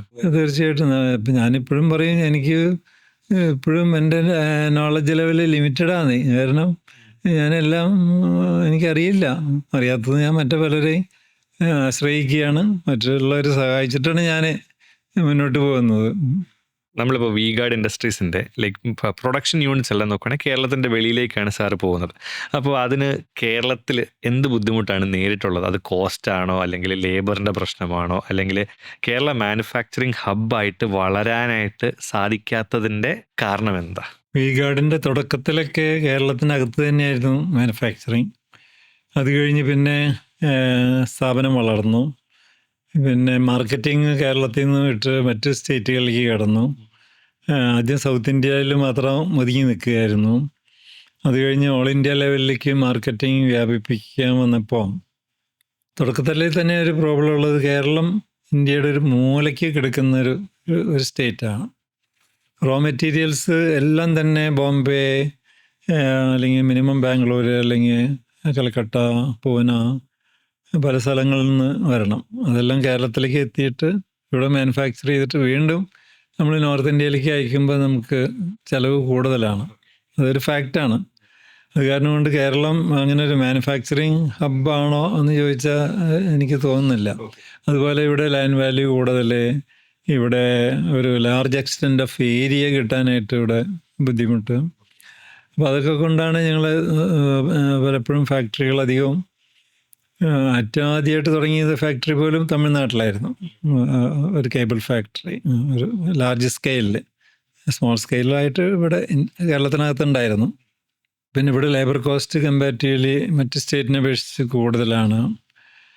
പല കാരണം കൊണ്ടാണ് വി ഗാർഡിൻ്റെ പ്ലാന്റുകൾ അധികവും കേരളത്തിന് വെളിയിലായിട്ടുള്ളത്. നമ്മുടെ ഇപ്പോൾ വിഴിഞ്ഞം പോർട്ട് വന്നിട്ടുണ്ടല്ലോ. വിഴിഞ്ഞം പോർട്ട് വന്നപ്പോൾ ബേസിക്കലി പണ്ട് മുംബൈയിൽ വന്നിരുന്ന റോ മെറ്റീരിയൽസ് സാധനങ്ങൾ ഇപ്പം വിഴിഞ്ഞത്ത് വരാനുള്ളൊരു സാധ്യത കൂടിയിട്ടുണ്ടല്ലോ. അപ്പം അങ്ങനെ നോക്കുമ്പം ഈ മാനുഫാക്ചറിങ് പ്ലാന്റ്സ് സൗത്ത് ഇന്ത്യയിലോട്ട് ഷിഫ്റ്റ് ചെയ്യുന്നതിൽ, അല്ലെങ്കിൽ കേരളത്തിൽ ഇതുപോലത്തെ പ്രൊഡക്ഷൻ ഫാക്ടറീസ് കൂടാനുള്ള സാധ്യത കാണുന്നുണ്ടോ? തീർച്ചയായിട്ടും. ഈ പോർട്ട് വന്നതോടുകൂടിയിട്ട് കേരളത്തിനെ പറ്റിയുള്ള ഔട്ട്ലുക്ക് തന്നെ ഒന്ന് മാറി. അതായത് മറ്റത് കേരളത്തിലെ ഒരു സ്പെഷ്യൽ അഡ്വാൻറ്റേജ് എന്തായിരുന്നു എന്ന് ചോദിച്ചാൽ എടുത്തു പറയത്തക്ക അഡ്വാൻറ്റേജുകൾ പറയാൻ പറ്റിയിരുന്നില്ല. ഇപ്പോൾ ഭാഗ്യത്തിന് ഇങ്ങനെ ഒരു ഇൻ്റർനാഷണൽ പോർട്ടുണ്ട്, ഏറ്റവും വലിയ മദർഷിപ്പ് വരെ എടുക്കാൻ പറ്റിയ പോർട്ടുണ്ടെന്നുള്ള ഇതൊരു പ്ലസ് പോയിൻ്റ് തന്നെയാണ്. അത് ചില ഇൻഡസ്ട്രികൾക്ക് തീർച്ചയായിട്ടും ഗുണം ചെയ്യും. പക്ഷെ അപ്പോഴും ഞങ്ങളെ സംബന്ധിച്ചിടത്തോളം ഇത് ഇലക്ട്രോണിക് മാനുഫാക്ചറിങ് ആണ്, ഇലക്ട്രിക്കൽ മാനുഫാക്ചറിങ് ആണ്. പല പല കോമ്പണൻസും പല ഇന്ത്യയുടെ പല സിറ്റിയിൽ നിന്ന് വരണം. അപ്പോൾ ആ നിലയ്ക്ക് ഇപ്പോഴും വി ഗാർഡിൻ്റെ മാനുഫാക്ചറിങ് യൂണിറ്റുകളെല്ലാം കേരളത്തിലേക്ക് തിരിച്ചു വരാനുള്ള സാധ്യതകൾ കുറവാണ്. നമ്മളിപ്പോൾ ഒരു ബിസിനസ് സ്റ്റാർട്ട് ചെയ്യുമ്പോൾ ഇതുപോലെ ഇപ്പം നമ്മുടെ നാട്ടുകാർക്ക് ജോബ് ഓപ്പർച്യൂണിറ്റീസ് കൊടുക്കുക എന്നുള്ളൊരു ഇതുണ്ടാവും ഇപ്പം എല്ലാവർക്കും. അപ്പോൾ അങ്ങനെ ഒരു തോട്ട് ഉണ്ടായിരുന്നു സാറിന് ഇപ്പം ഈ പ്രൊഡക്ഷൻ സൈഡിലും അല്ലെങ്കിൽ ഈ ഔട്ട്ലെറ്റ്സുകൾ അങ്ങനെയൊക്കെ വെച്ചപ്പോൾ? നമ്മൾ വണ്ടർല അമ്യൂസ്മെൻറ്റ് പാർക്ക് തുടങ്ങിയപ്പോൾ നമ്മൾ ഒരു ഹെവി ഇൻവെസ്റ്റ്മെൻറ്റ് കേരളത്തിനകത്ത് നടത്തിയല്ലോ. പിന്നല്ല അവിടെ എംപ്ലോയ്മെൻറ്റ് ഓപ്പർച്യൂണിറ്റി ആ കാര്യത്തിൽ ഈ അമ്യൂസ്മെൻറ്റ് പാർക്കിൽ വളരെ കൂടുതലാണ്. കാരണം കൊച്ചിയിൽ തന്നെ മോർ ദാൻ 800 പീപ്പിൾ ജോലി ചെയ്യുന്നുണ്ട്. അതിനല്ല അതിൻ്റെ അലൈഡായിട്ട് വേറെയും കുറേ ആക്ടിവിറ്റീസ്, അവിടേക്ക് എത്രയോ കിലോ പച്ചക്കറി വേണം, എത്രയോ കിലോ ചിക്കൻ വേണം, അല്ലെങ്കിൽ മട്ടൺ വേണം, അല്ലെങ്കിൽ ഓട്ടോറിക്ഷ, അല്ലെങ്കിൽ ടാക്സി, അങ്ങനെയുള്ള അലൈഡായിട്ടുള്ള ആക്ടിവിറ്റി ധാരാളം നടക്കുന്നുണ്ടല്ലോ. ഒരു എൻ്റർപ്രണറെ സംബന്ധിച്ചിടത്തോളം അയാൾ ഇതെല്ലാം അനലൈസ് ചെയ്തിട്ടാണല്ലോ മുന്നോട്ട് പോകുന്നത്. ഒരു ബിസിനസ്സിൽ നമുക്കിപ്പോൾ ഒരു ഓപ്പർച്യൂണിറ്റി കണ്ടുപിടിക്കുന്നതിനെ പറ്റി പറയാം. അപ്പം സാറിൻ്റെ വി-ഗാർഡിൻ്റെ സ്റ്റെബിലൈസറിൻ്റെ സമയത്ത് അത് പണ്ട് മുതൽ കേരളത്തിൽ ആ ഒരു സമയത്ത് വരുമ്പോൾ ഇവിടെ ഉണ്ടായിരുന്ന പ്രശ്നത്തിലാണ് ഒരു പരിഹാരമായിട്ടാണ് ആ ഒരു പ്രോഡക്റ്റ് വന്നത്. അപ്പോൾ വോൾട്ടേജ് ഇഷ്യൂ ഉണ്ടായിരുന്നു, ലോഡ് ഷെഡിങ് ഉണ്ടായിരുന്നു. അപ്പോൾ പെട്ടെന്ന് ലോഡ് ഷെഡിങ് പിൻവലിക്കുന്ന ഒരു സമയം വന്നു. വോൾട്ടേജിനെ സ്റ്റെബിലൈസ് ചെയ്യുന്ന രീതിയിൽ കാര്യങ്ങളൊക്കെ മാറി. അന്നേരം നമ്മുടെ പ്രോഡക്റ്റിൻ്റെ ഡിമാൻഡ് അവിടെ കുറയും എന്നുള്ളൊരു ഇത് സാറിന് ഉണ്ടായിരുന്നു. അതേസമയം അവിടുത്തെ ഒരു ഗ്യാപ്പ് ഐഡൻറ്റിഫൈ ചെയ്തിട്ട് പുതിയ പ്രോഡക്റ്റുകൾ ഇൻട്രൊഡ്യൂസ് ചെയ്യും, മാർക്കറ്റിൽ വീണ്ടും പിടിച്ചു നിൽക്കാനുള്ളൊരു ശ്രമം നടത്തിയിട്ടുണ്ട്. അപ്പോൾ ഇതുപോലെ നമ്മുടെ ഇപ്പം ഒരു പേഴ്സണൽ ലൈഫ് എടുക്കുകയാണെങ്കിൽ, ഇപ്പം ഒരു ബിസിനസ് എന്നുള്ള സൈഡിലോ അല്ലെങ്കിൽ ഒരു പ്രോഡക്റ്റ് എന്നുള്ള കാര്യത്തിലല്ലാതെ നമുക്ക് ഇപ്പോൾ ഞാനൊരു കാര്യം പഠിച്ചു അല്ലെങ്കിൽ ഞാൻ ചെയ്തുകൊണ്ടിരിക്കുന്ന ഒരു ജോലി, അതിൻ്റെ സാധ്യത പെട്ടെന്ന് നഷ്ടപ്പെട്ടു. ലെറ്റ്സ് എക്സാമ്പിൾ, ഇപ്പോൾ നമ്മുടെ AI വന്നപ്പോൾ ഒരുപാട് മാറ്റങ്ങൾ വന്നു. ഇപ്പോൾ ചെയ്തുകൊണ്ടിരുന്ന പല ജോലികളും അതിൻ്റെ ഡിമാൻഡ് കുറഞ്ഞിട്ട് മറ്റു രീതിയിൽ AI കൊണ്ടുവരുന്ന രീതിയിലോട്ടായി. അപ്പോൾ ഈ ഗ്യാപ്പ് ഐഡൻറ്റിഫൈ ചെയ്ത് ബിസിനസ് ചെയ്യുന്നത് അല്ലെങ്കിൽ ലൈഫിൻ്റെ കരിയർ സ്വിച്ച് ചെയ്യുന്നത്, ചില ആൾക്കാർ പറയും ഞാൻ പഠിച്ചത് ഇതാണ്, ഞാൻ ഇതേ ചെയ്യുള്ളൂ, എൻ്റെ പ്രോഡക്റ്റ് ഇതാണ്, ഞാൻ ഇതേ വിൽക്കൂ, എൻ്റെ പ്രോഡക്റ്റിന് ഭയങ്കര ലെഗസി ഉണ്ട്, ഭയങ്കര ക്വാളിറ്റിയാണ്, ഞാൻ പുതിയതൊക്കെ അവർ വരും പോകും എന്നൊക്കെ. അപ്പോൾ ആ ഒരു മൈൻഡ് സെറ്റിന് അല്ലെങ്കിൽ അങ്ങനെ ഒരു ആറ്റിറ്റ്യൂഡിനെ പറ്റി സാറിന് എന്താ തോന്നുന്നത് എല്ലാവർക്കും? തീർച്ചയായിട്ടും കാലം മാറുന്നതനുസരിച്ച് ഒത്തിരി മാറ്റങ്ങൾ വരും. അതനുസരിച്ച് പ്രോഡക്റ്റുകൾ നിലനിന്നാൽ തന്നെ പ്രോഡക്റ്റിൻ്റെ ഫീച്ചേഴ്സ് മാറേണ്ടി വരും. ഞാൻ തുടക്കം തൊട്ടേ എനിക്ക് നല്ല ഡൗട്ട് ഉണ്ടായിരുന്നു. അതായത് വിദേശങ്ങളിലൊന്നും ഈ സ്റ്റെബിലൈസർ എന്നുള്ള കോൺസെപ്റ്റ് ഇല്ല. അത് നമ്മൾ കേട്ടിട്ടുള്ളതാണ്. ഞാൻ അന്ന് വിദേശത്ത് പോയിട്ടില്ല. ഇവിടെ ഈ വോൾട്ടേജ് ഫ്ലക്ച്വേഷൻ കാരണം കൊണ്ടാണ് ഈ സ്റ്റെബിലൈസർ വിറ്റ് പോകുന്നത്. ഇത് ഇന്ന് നാളെ ചിലപ്പോൾ ഇതിൻ്റെ ഡിമാൻഡ് ഇല്ലാതെ വരും. തന്നെയല്ല, ഇടയ്ക്കിടയ്ക്ക് ഇലക്ട്രിസിറ്റി മിനിസ്റ്റർ പറയും അടുത്ത വർഷം തൊട്ട് എല്ലാം ശരിയാവും. അത് കേൾക്കാൻ നല്ല സുഖമാണ്, പക്ഷേ നമ്മുടെ കഞ്ഞിയിലാണ് പാറ്റ വീഴാൻ പോകുന്നത്. അപ്പോൾ ഈ വാട്ട് നെക്സ്റ്റ്. അപ്പോൾ അങ്ങനെ വന്നപ്പോഴാണ് പമ്പ് സെറ്റ്, വാട്ടർ ഹീറ്റർ, അങ്ങനെ പല പല പ്രോഡക്റ്റിലേക്ക് വി-ഗാർഡ് അധികം വൈകാതെ തന്നെ ഇറങ്ങി. അതായത് സ്റ്റാർട്ട് ചെയ്തിട്ട് എനിക്ക് വന്നത് വിത്തിൻ 3 years ഞങ്ങൾ പമ്പ് സെറ്റിലേക്ക് കടന്നു, വാട്ടർ ഹീറ്ററിലേക്ക് കടന്നു, കേബിളിലേക്ക് കടന്നു. ചിലത് നിർത്തിപ്പോയിട്ടുള്ള പ്രോഡക്റ്റുകളുണ്ട്. അത് പണ്ട് ഇലക്ട്രോണിക് ക്ലോക്ക് ഉണ്ടായിരുന്നു, വി-ഗാർഡിന് ഉണ്ടായിരുന്നു. അത് പിന്നീട് നിർത്തി. എനിവേ, അപ്പോൾ ഫെയിലിയർ സ്റ്റോറീസ് ഉണ്ടെന്ന് ഞാൻ പറയണം. അതായത് ഞാൻ തൊട്ടതെല്ലാം വിജയിക്കുമെന്നൊന്നും എനിക്ക് ഉറപ്പൊന്നുമില്ല.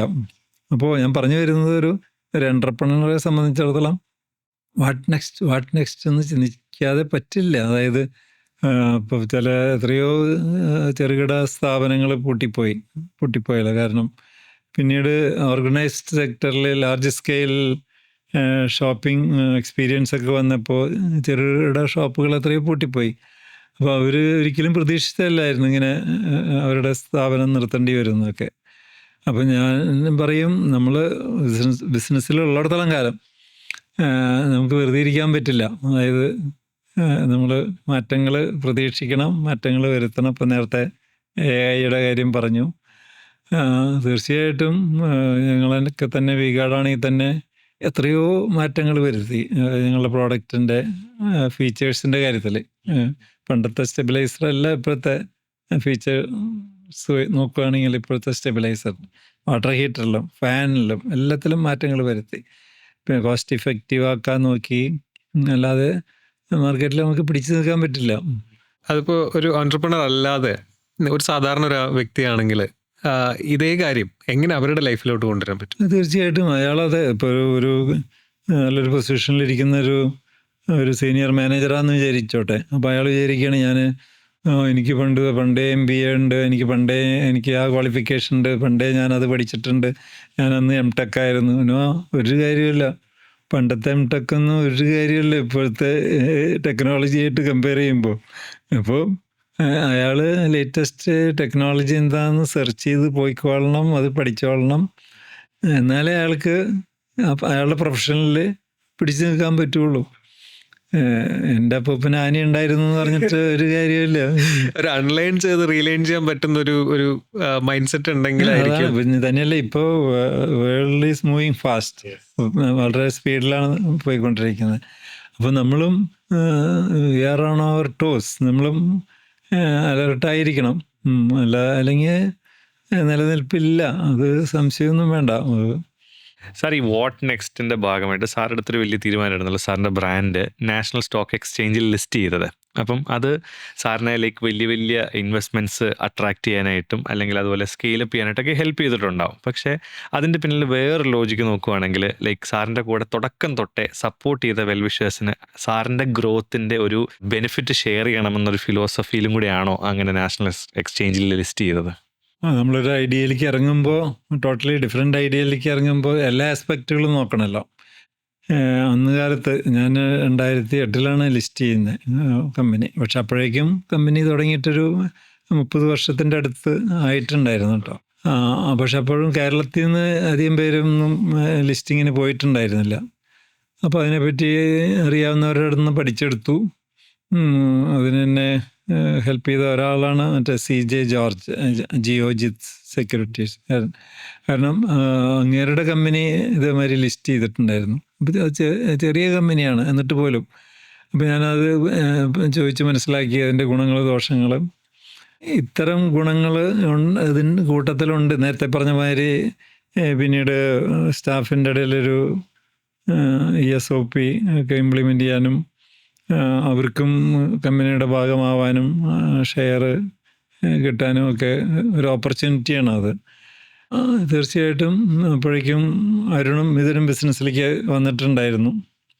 അതും ഒരു അഡീഷണൽ പോയിൻ്റ് ആയിരുന്നു. അതായത് അവർ അതർവൈസ് എന്നോട് മാത്രമാണ് ആൻസറബിൾ ഉള്ളായിരുന്നു, കാരണം നാച്ചുറലി. അപ്പം ഞാൻ വിചാരിച്ചു അവർ വേറെ ഇൻവെസ്റ്റേഴ്സിനോടും ആൻസറബിൾ ആവട്ടെ, കാരണം അവർ യങ്സ്റ്റേഴ്സാണ്, അവർക്കും ഉത്തരവാദിത്വം കൂടട്ടെ. കാരണം ഞാൻ ഇത്രയൊക്കെ ചെയ്തു വെച്ചു, ഇനി അടുത്ത ലെവലിലേക്ക് കൊണ്ടുപോകണമെങ്കിൽ അവർ കൂടുതൽ ബുദ്ധിമുട്ടട്ടെ എന്നുള്ള ഒരു ചിന്തയും കൂടി എൻ്റെ പുറകിലുണ്ടായിരുന്നു. ഇപ്പോൾ കൺസ്യൂമേഴ്സ് ആയിരുന്നു അന്ന് വരെ ഉണ്ടായിരുന്നത്, നാഷണൽ ലെവലിലുള്ള കൺസ്യൂമേഴ്സ് ആണ് ഉണ്ടായിരുന്നത്. അപ്പോൾ അവർക്ക് കമ്പനിയുടെ ഒരു ഭാഗമാകാനുള്ളൊരു അവസരം കൂടെയാണ് സ്റ്റോക്ക് മാർക്കറ്റിലൂടെ നമുക്ക് കിട്ടുന്നത്. അതായത് കമ്പനിയുടെ ഒരു ഷെയർ വാങ്ങുക, അതിൽ പ്രോഫിറ്റിൽ ഒരു മാർജിൻ അവർക്കും കിട്ടുക എന്നൊക്കെയുള്ളൊരു കോൺസെപ്റ്റ്. അപ്പോൾ ആ ഒരു രീതിയിൽ സാർ ചിന്തിച്ചിരുന്നു? അല്ല, അത് ഇതിൻ്റെ ഒരു ഞാൻ പറയുന്ന ബൈ പ്രോഡക്റ്റാണ്. ആ ബൈ പ്രോഡക്റ്റ് എന്ന് വെച്ചാൽ ഇപ്പോൾ ഇങ്ങനെ ചെയ്താൽ ആ ഒരു ഗുണം കൂടി അഡീഷണലായിട്ട് കിട്ടുന്നുണ്ട്. ഓഫ് കോഴ്സ് നമുക്ക് ഈ ഒരു ആവശ്യം വന്നത് എങ്ങനെയാണെന്ന് വെച്ച് കഴിഞ്ഞാൽ നമ്മൾ 2-3 ഫാക്ടറികൾ തുടങ്ങാനുണ്ടായിരുന്നു. അപ്പോൾ അതിന് പണം കണ്ടെത്തണം. ഒന്നല്ലെങ്കിൽ ബാങ്കിൽ നിന്ന് ലോൺ എടുക്കാം, അതല്ലെങ്കിൽ നമുക്ക് ഏതെങ്കിലും പ്രൈവറ്റ് ഇക്വിറ്റി ആയിട്ട് അലൈൻ ചെയ്ത് പോവാം. അപ്പോൾ ഞാൻ സെലക്ട് ചെയ്തത് പബ്ലിക് ഇഷ്യൂ ആയിരുന്നു. അപ്പോൾ അതിൻ്റെ ഇത്തരം ഗുണങ്ങളും കൂടി ഉണ്ട്. അതായത് ലിസ്റ്റിങ്ങിന് മുമ്പായിട്ട് തന്നെ ഞങ്ങളുടെ റോ മെറ്റീരിയൽ സപ്ലയേഴ്സിനോടും പിന്നെ നമുക്ക് മേജർ ഡീലേഴ്സിനോടൊക്കെ ഈ വിഷയം അവതരിപ്പിച്ചു. അപ്പോൾ അവരും ഇതിനകത്തേക്ക് കോൺട്രിബ്യൂട്ട് ചെയ്തു. അങ്ങനെ ഇപ്പോൾ അവർക്കും അതിൻ്റെ ഒരു നേട്ടം കിട്ടി. നല്ല കാര്യം, കിട്ടട്ടെ. അപ്പം ഇപ്പം വണ്ടർല ലിസ്റ്റ് ചെയ്യപ്പെട്ടു. Veegaland developers. Yes, Veegaland developers ആണ് അടുത്ത് വരാൻ പോകുന്നത് അല്ലേ? പബ്ലിക് ഇഷ്യൂവിന് ശ്രമിക്കുന്നുണ്ട്. അതിൻ്റെ DRSP ഫയൽ ചെയ്തിട്ടുണ്ട്. അപ്രൂവൽസ് കിട്ടുന്നതനുസരിച്ച് അധികം വൈകാതെ ചെയ്യും. ഡെവലപ്പേഴ്സ് നമുക്ക് കേരളത്തിൽ മാത്രമാണോ, കേരളത്തിന് പുറത്തും പ്ലാനിങ്? ഇപ്പോൾ ഫോർ ദ ടൈം ബീയിങ് കേരളത്തിനകത്ത് മാത്രമാണ്. അതും ഇതുപോലെ ഞാനങ്ങനെ ഇങ്ങനെയൊക്കെ തുടങ്ങുന്നത് ഞാൻ തന്നെ വിചാരിച്ചിട്ടുണ്ടായിരുന്നില്ല. അതായത് വീഗാർഡും വണ്ടർലയും നല്ല നിലയിൽ പോകുന്നു. കുറേ നാൾ കഴിഞ്ഞപ്പോൾ അരുണും ഇതിനും അതിനകത്ത് ആക്റ്റീവ് ആവുന്നു. അവർ വർഷങ്ങളായിട്ട് അതിനകത്ത് ആക്റ്റീവായി കഴിഞ്ഞപ്പോൾ ഞാൻ പതുക്കെ അതിൻ്റെ പ്രധാന റോളിൽ നിന്ന് മാറുന്നു. ഞാനതിൽ ഒരു ചെയർമാൻ എമരിറ്റസ് എന്നുള്ള ഒരു പേരിന് മാത്രം. സത്യം പറഞ്ഞാൽ എനിക്ക് അവിടെ വലിയ ജോലി ഇല്ലാണ്ടായി. എന്ത് ചെയ്യാന്നുള്ളത്. അപ്പോൾ ഞാൻ പറഞ്ഞു ഇനി മുതൽ ഞാൻ അവിടെ ഉണ്ടാവില്ല. അങ്ങനെയാണ് അതെൻ്റെ 62ാമത്തെ വയസ്സിലാണ് പുതിയൊരു മേഖലയിലേക്ക് തിരിയുന്നത്. പ്ലസ് ഞങ്ങളുടെ KCHLPള്ളി ഫൗണ്ടേഷൻ, അതിൻ്റെ ഒരു ആക്ടിവിറ്റിയിലും കൂടുതൽ ഇൻവോൾവ് ചെയ്യാനായിട്ട് സമയം വേണമായിരുന്നു. ഇപ്പം ഈ റിയൽ എസ്റ്റേറ്റ് ബിസിനസ് എന്ന് പറയുന്നത് ഒരു എന്താ പറയുക, ഒരു ബിഗ് പ്ലെയേഴ്സിൻ്റെ മാത്രം ഒരു ഏരിയ ആയിട്ടുള്ളൊരു സംഭവമാണ്. അപ്പോൾ അതിലേക്ക് കടക്കുമ്പോൾ പലരും അതിലുള്ളൊരു ബിഗ് പ്രോഫിറ്റ് അല്ലെങ്കിൽ ഭയങ്കരമായിട്ടുള്ളൊരു ഗ്രോത്താണ് അതിൽ നിന്ന് പ്രതീക്ഷിക്കുന്നത്. ഈ റിയൽ എസ്റ്റേറ്റ് മേഖലയിൽ സാർ എന്താണ് ഒരു മുന്നിൽ കണ്ടൊരു കാര്യം മറ്റുള്ളവരിൽ നിന്ന് വ്യത്യാസമായിട്ട്? ഞാൻ പഠിച്ചതും ഒക്കെ ഇലക്ട്രോണിക്സ് ആയിരുന്നു. ആ മേഖലയിലാണ് കൂടുതൽ നാളും നമ്മുടെ വീഗാർഡും ഒക്കെ നിലനിന്നത്. പിന്നെ വണ്ടർല തുടങ്ങിയപ്പോഴാണ് കൺസ്ട്രക്ഷനിൽ കുറേ ഇൻവോൾവ്മെൻറ്റ് വന്നത്. അപ്പോൾ അതിലും എനിക്ക് കോൺട്രിബ്യൂട്ട് ചെയ്യാൻ പറ്റിയിരുന്നു, കൺസ്ട്രക്ഷൻ മേഖലയിലും. അതിൽ നിന്ന് കുറേ നോളജ് എനിക്ക് കിട്ടി. അപ്പോൾ വികാടിൻ്റെ കോർപ്പറേറ്റ് ഓഫീസ് ബിൽഡ് ചെയ്തപ്പോഴും ആ സമയത്തൊക്കെ എനിക്ക് ഒരു അഡീഷണൽ നോളജ് കിട്ടി. എന്തുകൊണ്ട് വളരെ ക്രൗഡഡ് ആയിട്ടുള്ള റിയൽ എസ്റ്റേറ്റ് മേഖലയിലേക്ക് കടന്നു എന്ന് ചോദിച്ചു കഴിഞ്ഞാൽ, ഒരു റെസ്പോൺസിബിൾ റിലയബിൾ ബിൽഡർക്ക് എപ്പോഴും ഒരു ഓപ്പർച്യൂണിറ്റി ഉണ്ട് എന്ന് വിശ്വസിക്കുന്ന ഒരാളാണ് ഞാൻ. കാരണം ഇതിൻ്റെ ഇടയ്ക്ക് കുറേ നാൾ മുമ്പ് പല പല ഇഷ്യൂസും പല ബിൽഡേഴ്സിൻ്റെ ഭാഗത്തു നിന്നും ഉണ്ടായിട്ട് കുറേ പേരുടെ പണം നഷ്ടപ്പെടുകയും ഒക്കെ വരികയൊക്കെ ചെയ്തിട്ടുണ്ടായിരുന്നു. അങ്ങനെയാണ് പിന്നെ ഗവൺമെൻറ് തന്നെ റവ എന്ന് പറഞ്ഞൊരു റൂളൊക്കെ കൊണ്ടുവന്നത്. അപ്പോൾ ഒരു റെസ്പോൺസിബിൾ അല്ലെങ്കിൽ റിലയബിൾ ഒരു ബിൽഡർ ആവാൻ സാധിക്കും. അതെൻ്റെ ക്യാരക്ടറിലുണ്ട്. അതോടൊപ്പം തന്നെ ഗ്രീൻ ഇനീഷ്യേറ്റീവായിട്ടുള്ള കൺസ്ട്രക്ഷൻ, പിന്നെ customer friendly attitude, after sale service ഒക്കെ കൊടുക്കാൻ പറ്റും. നമുക്ക് ബിസിനസ് ഉണ്ടാവും എന്ന് എനിക്ക് ഒരു വിശ്വാസം ഉണ്ടായിരുന്നു. ഇപ്പോൾ 12 കൊല്ലം കഴിഞ്ഞു. അപ്പോൾ അത് തെളിഞ്ഞു. ഇപ്പോൾ ആദ്യം ഒരു യൂണിറ്റ് കൺസ്ട്രക്ഷൻ ഉണ്ടായിരുന്നുള്ളൂ, പിന്നെ 2 ആയി, പിന്നെ 4 ആയി, പിന്നെ ഇപ്പോൾ at A time 8-10 project work നടക്കുന്നുണ്ട്. നമ്മുടെ ഒരു ബിസിനസ് ചെയ്യുമ്പോൾ അതിനകത്ത് പല സീസൺസിൽ കൂടെ കടന്നു പോകും. അപ്പം ചില സമയത്ത് നല്ല ബിസിനസ് കാണും. ഇപ്പം ഈ വണ്ടർല നോക്കുവാണെങ്കിൽ അത് ഭയങ്കര ചില സീസണിൽ ഭയങ്കര ആളുകൾ വരും, ചില സീസണിൽ ആളുകൾ കുറവായിരിക്കും. അപ്പോൾ അവിടെ പല സ്ട്രാറ്റജീസ് സാർ ഉപയോഗിച്ചിട്ടുണ്ട്. അത് നമ്മുടെ പേഴ്സണൽ ജീവിതത്തിലോട്ട് വരുമ്പോൾ, നമ്മുടെ പേഴ്സണൽ ജീവിതത്തിലും പല സമയത്ത് പല രീതിയിലാണ് നമ്മുടെ ജീവിതം കടന്നു പോകുന്നത്. അപ്പം അതിനെ ഒരു കോൺസ്റ്റൻ്റ് ആയിട്ട് ഒരു സക്സസ്സിലോട്ട് മെയിൻറ്റെയിൻ ചെയ്ത് കൊണ്ടുപോകാനുള്ളൊരു മൈൻഡ് സെറ്റ് എങ്ങനെയാണ് ബിൽഡ് ചെയ്തത്? തീർച്ചയായിട്ടും നേരത്തെ സൂചിപ്പിച്ച മാതിരി ചില സീസണുകളിൽ നമ്മൾ as A person, as an individual നമ്മൾ വളരെ ബിസി ആയിരിക്കും, അല്ലെങ്കിൽ ഈവൻ ഡിസ്റ്റർബ്ഡ് ആയിരിക്കാം, അല്ലെങ്കിൽ പല ഇഷ്യൂസ് കടന്നു പോകുന്നുണ്ടായിരിക്കാം. അതൊക്കെ പാർട്ട് ഓഫ് ലൈഫായിട്ട് നമ്മൾ എടുക്കണം. അതായത് എന്നും നല്ല കാലം മാത്രമാവില്ലല്ലോ. ചില കാലങ്ങളിൽ ഇഷ്യൂസ് ഉണ്ടാവും, ചലഞ്ചസ് ഉണ്ടാവും. ചലഞ്ചസ് എപ്പോഴും ഭാവിയിൽ അത് ഗുണമേ ചെയ്യുള്ളൂ എന്ന് വിശ്വസിക്കുന്ന ഒരാളാണ് ഞാൻ. കാരണം പണ്ടിവിടെ കോവിഡ് വന്നപ്പോൾ എല്ലാവരും ആകെ സങ്കടപ്പെട്ട്, പക്ഷേ എനിക്ക് അത്ര വലിയ എന്തോ ഒരു ഷോക്ക് തോന്നിയില്ല. കാരണം ഇത് അധികം വൈകാതെ മാറും എന്നുള്ളൊരു വിശ്വാസമായിരുന്നു. എത്ര നാൾ പിടിക്കുന്നതെന്ന് എനിക്കറിയില്ലായിരുന്നു. എന്നിട്ടിപ്പോൾ മാറിയില്ലേ. നിർഭാഗ്യത്തിന് ചിലവർക്ക് ബുദ്ധിമുട്ടുകളൊക്കെ ഉണ്ടായിട്ടുണ്ട്. അപ്പോൾ പ്രതിസന്ധികൾ ഉണ്ടാവും, ഇല്ലാതിരിക്കില്ല. അത് ഏത് തരത്തിലാണെന്നുള്ളത് അത് വരുമ്പോഴേ അറിയുള്ളൂ. അപ്പോൾ പ്രതിസന്ധികളെ നമ്മൾ, ചലഞ്ചസിനെ നമ്മൾ എന്താ പറയുക, തന്ത്രപൂർവ്വമെന്നോ അല്ലെങ്കിൽ ശക്തിപൂർവ്വം നേരിട്ടേ പറ്റുള്ളൂ. അതല്ലേ ലൈഫ്. അല്ലാതെ എല്ലാ സമയവും ഭാഗ്യം നല്ലത് എന്ന് മാത്രം പറഞ്ഞിട്ടുള്ളൊരു സിറ്റുവേഷൻ ആർക്കും ഉണ്ടാവില്ല. അത് പേഴ്സണലായാലും ശരി, അത് പ്രൊഫഷണലായാലും ശരി. അതുമായിട്ട് ചേർത്ത് നോക്കുവാണെങ്കിൽ ഇപ്പം നമ്മുടെ ഇസ്രായേൽ-ഇറാൻ യുദ്ധം നടക്കുക. ഈ ഒരു സമയത്തിൽ റിയൽ എസ്റ്റേറ്റിൽ ഇൻവെസ്റ്റ് ചെയ്യുന്നത് എത്രത്തോളം വൈസാണ്, എത്രത്തോളം നല്ലതാണ്? നമ്മളൊരു ബിൽഡറാണല്ലോ, അപ്പം നല്ലതല്ലേ പറയുള്ളൂ. ഞാൻ നോക്കിക്കാണുന്നത് അതിൻ്റെ പോസിറ്റീവ് സൈഡാണ്. അതായത് ഇപ്പോൾ എനിക്ക് ധാരാളം പരിചയക്കാർ ദുബായിലൊക്കെ ഉണ്ട്. പല ഫംഗ്ഷനും ഞാൻ അവിടെ പോയിട്ടൊക്കെ ഉണ്ട്. അപ്പോൾ ഓരോ തവണ അവർ വലിയതായിട്ട് ഇങ്ങനെ ബോസ്റ്റ് ചെയ്തൊക്കെ സംസാരിക്കുന്നത് കേട്ടിട്ടുണ്ട്. അതായത് ഇപ്പോൾ ഗോൾഡൻ വിസയുണ്ട്, 99 years വിസയുണ്ട്, ഞങ്ങൾക്ക് ഇവിടെ ഇൻവെസ്റ്റ് ചെയ്താൽ അത്ര കിട്ടും, ഞങ്ങൾക്ക് ഇവിടെ ഇൻവെസ്റ്റ് ചെയ്താൽ ഇത്ര കിട്ടും എന്നൊക്കെ പറയാറുണ്ട്. ഇപ്പോൾ അതേ വ്യക്തികൾ തന്നെ തിരിച്ച് പറഞ്ഞു തുടങ്ങി. അതായത് അവിടെയും സേഫ് അല്ല എന്നുള്ള ഒരു തോന്നലുകൾ. നമ്മുടെ നാട് തന്നെ വേദമെന്ന് പലരും ഇങ്ങോട്ട് പറഞ്ഞു തുടങ്ങി. തന്നെയല്ല, ഈ റിയൽ എസ്റ്റേറ്റ് ബിസിനസ് എന്ന് വെച്ചാൽ നമ്മൾ അപ്പാർട്ട്മെൻറ്റ് ബിൽഡിങ് മാത്രമേ അല്ലാതെ കമേഴ്സ്യൽ ബിൽഡിങ് നമ്മൾ ചെയ്യുന്നില്ല. അപ്പോൾ ഹോം എന്നുള്ളതൊരു ബേസിക് നീഡാണല്ലോ. ഒരു വീട് എന്നുള്ളത് ഓരോരുത്തരുടെ സാമ്പത്തിക പരിധി അനുസരിച്ച് ഒരു ബേസിക് നീഡാണല്ലോ. അപ്പോൾ അതിൻ്റെ ആവശ്യക്കാർ കുറയില്ല എന്ന് വിശ്വസിക്കുന്ന ഒരാളാണ് ഞാൻ. തന്നെയല്ല, എന്തൊക്കെയോ ഗുണം കൊണ്ട് ഇന്ത്യ വളരുന്ന സ്റ്റേജിലാണ്, ഇനിയും വളരുന്ന സ്റ്റേജിലാണ്. ഞാൻ പറയും നിങ്ങൾ ചെറുപ്പക്കാരൊക്കെ ഭാഗ്യവാന്മാരാണ്, കാരണം നിങ്ങൾ ആ ഒരു കാലഘട്ടത്താണ് ജീവിക്കുന്നത്. നമ്മുടെയൊക്കെ കാലം തീരാറായി. അപ്പോൾ ഞാൻ പറയും ഞാൻ 1950 മോഡലാണ്, വളരെ പഴയ മോഡലാണ്. അന്ന് ഇന്ത്യക്ക് സ്വാതന്ത്ര്യം കിട്ടിയിട്ട് വെറും 3 കൊല്ലം ആയിട്ടുണ്ടായിരുന്നുള്ളൂ ഞാൻ ജനിക്കുമ്പോൾ. ഇപ്പോൾ കാലം എത്രയും മാറി, ഇന്ത്യ എത്രയോ മുന്നോട്ട് പോയി, ഇനി അത്രയും മുന്നോട്ട് പോകാൻ കിടക്കുന്നു. അപ്പോൾ അതുകൊണ്ട് തീർച്ചയായിട്ടും ഈ ഹൗസിംഗ് എന്നുള്ള ഒരു ബേസിക് ഒരു നീടുള്ളൊരു ഐറ്റമാണ്.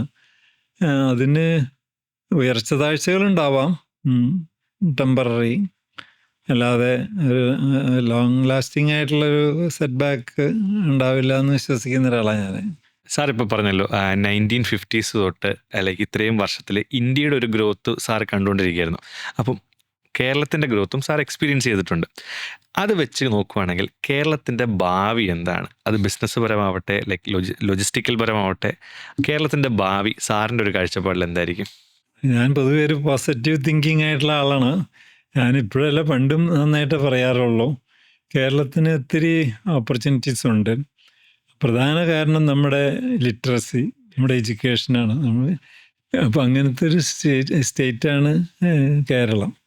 അതിനെല്ലാം ഇതുപോലുള്ള കൺസ്യൂമർ ഡ്യൂറബിൾ ഏറ്റവും കൂടുതൽ കൺസ്യൂം ചെയ്യുന്നത് ഒരു മാർക്കറ്റ് കേരളമാണ്. പല മൾട്ടിനാഷണൽസും അവർ എയിം ചെയ്യുന്നത് കേരളമാണ് അവരുടെ പ്രോഡക്റ്റ് വിറ്റഴിക്കാനായിട്ട്. കാരണം നമുക്ക് thanks to the education system, north ഇന്ത്യക്കാരോട് ചോദിക്കുമ്പോൾ അവരത് പറയാം. അതായത് അവർക്ക് വ്യത്യാസം തോന്നും, കാരണം നമ്മൾ എത്രയോ മുന്നോട്ട് നിൽക്കുന്നുണ്ട് ആ കാര്യത്തിൽ. അതുകൊണ്ടാണല്ലോ ഈ മലയാളികൾക്ക് ഈസി ആയിട്ട് മറ്റ് ദേശങ്ങളിൽ, വിദേശത്ത് ജോലി കിട്ടുന്നത്. അപ്പോൾ കേരളത്തിന് അതിൻ്റേതായ ഒരു സ്ട്രെങ്ത് ഉണ്ട്.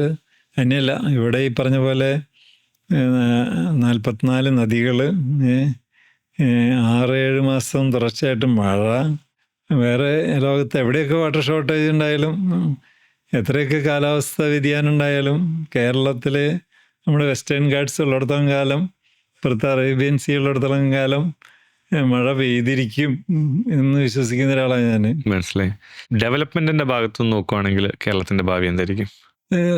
നമ്മൾ അറിഞ്ഞോ അറിയാതെയോ ഏത് ഗവൺമെൻറ് ഭരിച്ചാലും കേരളം എത്രയോ മുന്നോട്ട് പോയിരിക്കുന്നു. നമുക്ക് തോന്നും കേരളം അത്രയ്ക്ക് വളർച്ച ഉണ്ടായിട്ടില്ല എന്ന്. പക്ഷേ എത്രയോ മാറ്റങ്ങൾ നമ്മുടെ നാട്ടിൽ നടന്നിട്ടുണ്ട്. ഒത്തിരി പുരോഗതി ഉണ്ടായിട്ടുണ്ട്. അത് പ്രൈവറ്റ് സെക്ടർ ആയാലും ശരി, പിന്നെ ഗവൺമെൻറ്റിൻ്റെ ഇനീഷ്യേറ്റീവിലും ഉണ്ടായിട്ടുണ്ട്. കുറേ കൂടെയൊക്കെ ബെറ്റർ ആവാമായിരുന്നു. അത് ഭാവിയിൽ ബെറ്റർ ആവട്ടെ. ഇതില് പുതിയ പുതിയ മേഖലകളിലേക്ക് ബിസിനസ് ചെയ്യുന്നതിനെ പറ്റി സാറിന്റെ വണ്ടർലായാലും പിന്നെ അതുപോലെ വീഗാലാൻഡ് ഹോംസിന്റെ കാര്യത്തിലൊക്കെ പറയുന്ന പോലെ, ഇപ്പം നമ്മുടെ ഒരു കോമൺ മാനിന് പുതിയൊരു മേഖലയിലേക്ക് മാറുമ്പോൾ, ഇപ്പം സാർ ഒരു റിസ്ക് ആണ് എടുത്തിട്ട് പുതിയൊരു മേഖലകളിലേക്ക് വരുന്നത്, പുതിയൊരു എക്സ്പീരിയൻസ് ആണത്. അപ്പോൾ പുതിയൊരു മേഖലയിലേക്ക് ഇറങ്ങുന്ന സമയത്ത് അവിടെ ഒത്തിരി റിസർച്ചിൻ്റെ ആവശ്യമുണ്ട്. പുതിയ മേഖല പഠിക്കുക, മനസ്സിലാക്കുക എന്നുള്ളത്. അതിനപ്പുറത്തോട്ട് ഇത് സക്സസിൻ്റെ ഒരു റേറ്റ് നമ്മൾ കാൽക്കുലേറ്റ് ചെയ്യുന്നത്, ഇപ്പോൾ നമ്മുടെ ഒരു പോസിറ്റീവ് സിഗ്നൽ വരുവാണ് നമുക്ക് ഇത് സക്സസ്ഫുൾ ആണ് എന്നുള്ളത്, അതെങ്ങനെ നമുക്ക് ഐഡൻറ്റിഫൈ ചെയ്യാം. അതുപോലെ ഫെയിലിയർ, ഈ ബിസിനസ് മുന്നോട്ട് പോയാൽ അല്ലെങ്കിൽ ഈ ചെയ്തുകൊണ്ടിരിക്കുന്ന കാര്യം മുന്നോട്ട് പോയി കഴിഞ്ഞാൽ അതെൻ്റെ ഭാവിയെ കാര്യമായി ബാധിക്കും എന്നുള്ള ഒരു പോയിന്റ് എങ്ങനെ നമുക്ക് ഐഡൻറ്റിഫൈ ചെയ്യാം, അതെങ്ങനെ സേഫായിട്ട് നമുക്ക് എക്സിറ്റ് ചെയ്യാം. എക്സ്പീരിയൻസിൽ നിന്ന് മാത്രം എൻ്റെ അനുഭവത്തിൽ പറയാം. ഞാൻ വി-ഗാർഡ് തുടങ്ങി, വി-ഗാർഡിൽ പുതിയ പ്രോഡക്ട്സ് ആഡ് ചെയ്തു, വി-ഗാർഡ് വളർത്തിക്കൊണ്ടുവന്നു. ഏകദേശം 20 വർഷം കഴിഞ്ഞിട്ടാണ് മാറി ചിന്തിക്കുന്നത്. അപ്പോഴേക്കും എനിക്ക് നല്ലൊരു ബേസായി, ഫിനാൻഷ്യലി സ്ട്രോങ് ആയി. അതായത് 1977 വി-ഗാർഡ് തുടങ്ങുന്നത്. അത് കഴിഞ്ഞിട്ട് ഏകദേശം 20 വർഷം കഴിഞ്ഞിട്ടാണ് മാറി ചിന്തിച്ചുള്ളൂ. അതുവരേക്ക് ഇതെങ്ങനെ വളർത്തിയെടുക്കാം എന്നായിരുന്നു. പിന്നെ എന്തുകൊണ്ട് ടോട്ടലി ഡിഫറെൻറ്റ് മേഖലയിലേക്ക് കടന്നെന്ന് ചോദിച്ചു കഴിഞ്ഞാൽ അതൊരു തോന്നലായിരുന്നു. അത് തോന്നാൻ കാരണം ആ സമയം ഒക്കെ ആയപ്പോഴേക്കും സാമ്പത്തികം ഭദ്രമായി. അപ്പോൾ പലപ്പോഴും ഫോറിൻ ട്രിപ്പൊക്കെ നടത്താറുണ്ട്. അപ്പോൾ കുട്ടികളായിട്ട് വിദേശത്ത് പോകുമ്പോൾ അവർക്ക് വേണ്ടിയിട്ടായിരുന്നു അമ്യൂസ്മെൻറ്റ് പാർക്കുകളിൽ പോയത്. അപ്പോൾ എന്തുകൊണ്ട് നമ്മുടെ നാട്ടിൽ അതിൻ്റെ ഒരു ചെറിയൊരു പതിപ്പെങ്കിലും ഇല്ല, അല്ലെങ്കിൽ ഡിസ്നിലാൻഡ് പോലെയോ അല്ലെങ്കിൽ അതിൻ്റെ താഴെ ലെവലിലുള്ളതോ ഒന്നും ക്വാളിറ്റി ഒരു സാധനം നമ്മുടെ നാട്ടിലില്ലല്ലോ. അതുണ്ടെങ്കിൽ വിജയിക്കുമല്ലോ. കാരണം ഇവിടെ ധാരാളം NRIs ഉണ്ട്. അപ്പോൾ അതുകൊണ്ട് വിജയിക്കുന്നതിലുള്ളൊരു കാൽക്കുലേഷനായിരുന്നു.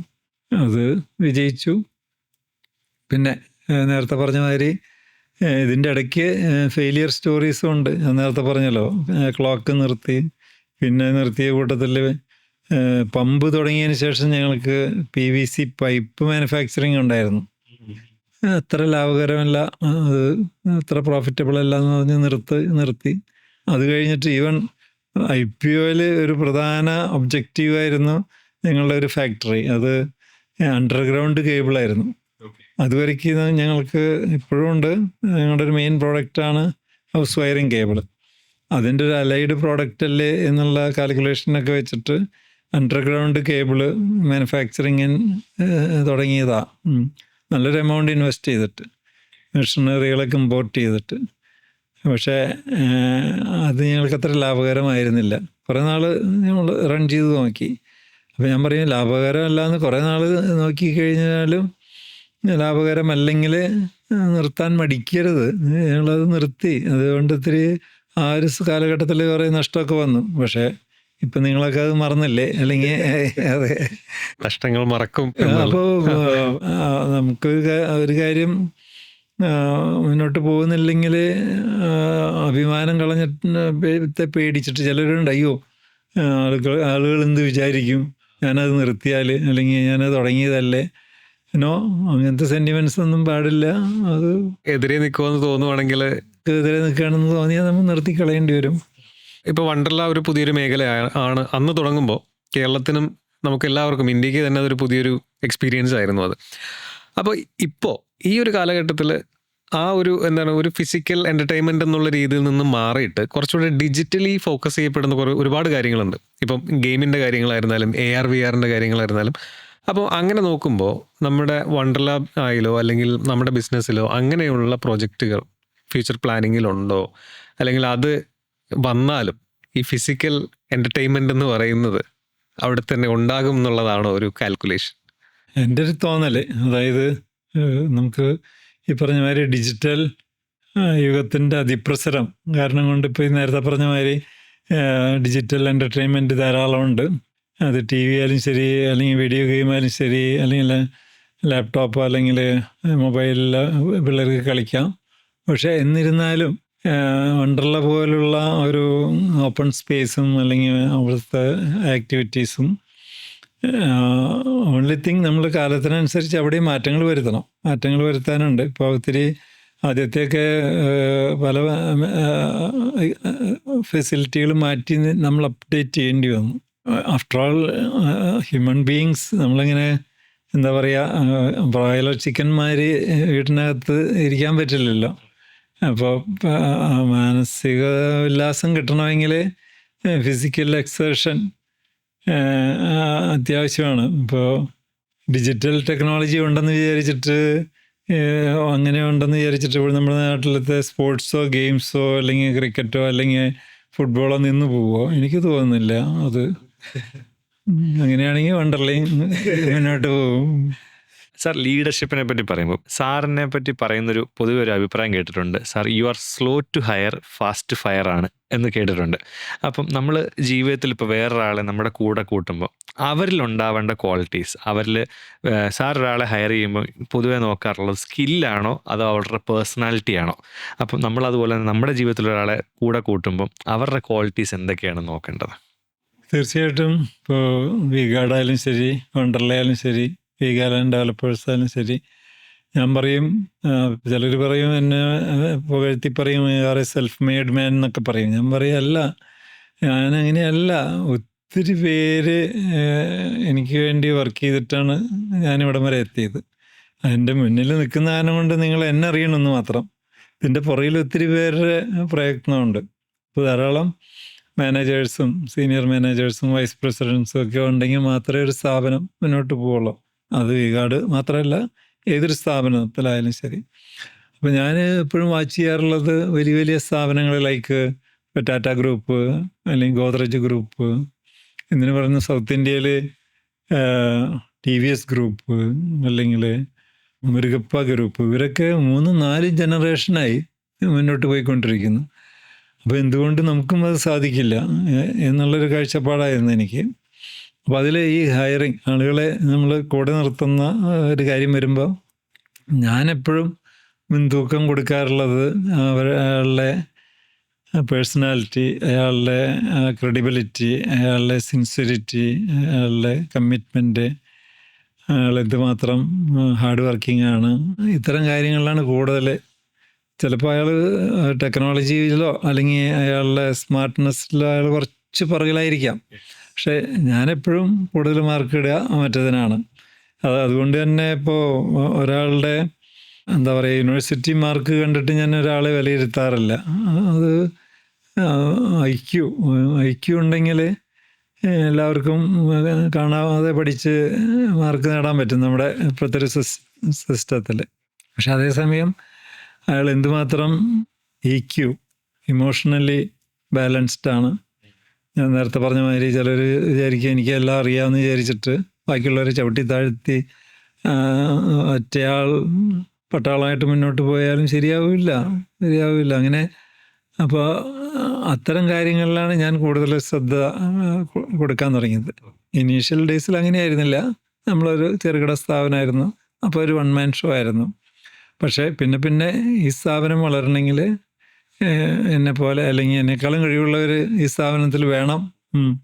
ശരിക്കും പറഞ്ഞാൽ എന്നെക്കാളും കഴിവുള്ള ധാരാളം പേര് എൻ്റെ സ്ഥാപനത്തിൽ എനിക്ക് വേണ്ടിയിട്ട് വർക്ക് ചെയ്യുന്നുണ്ട്.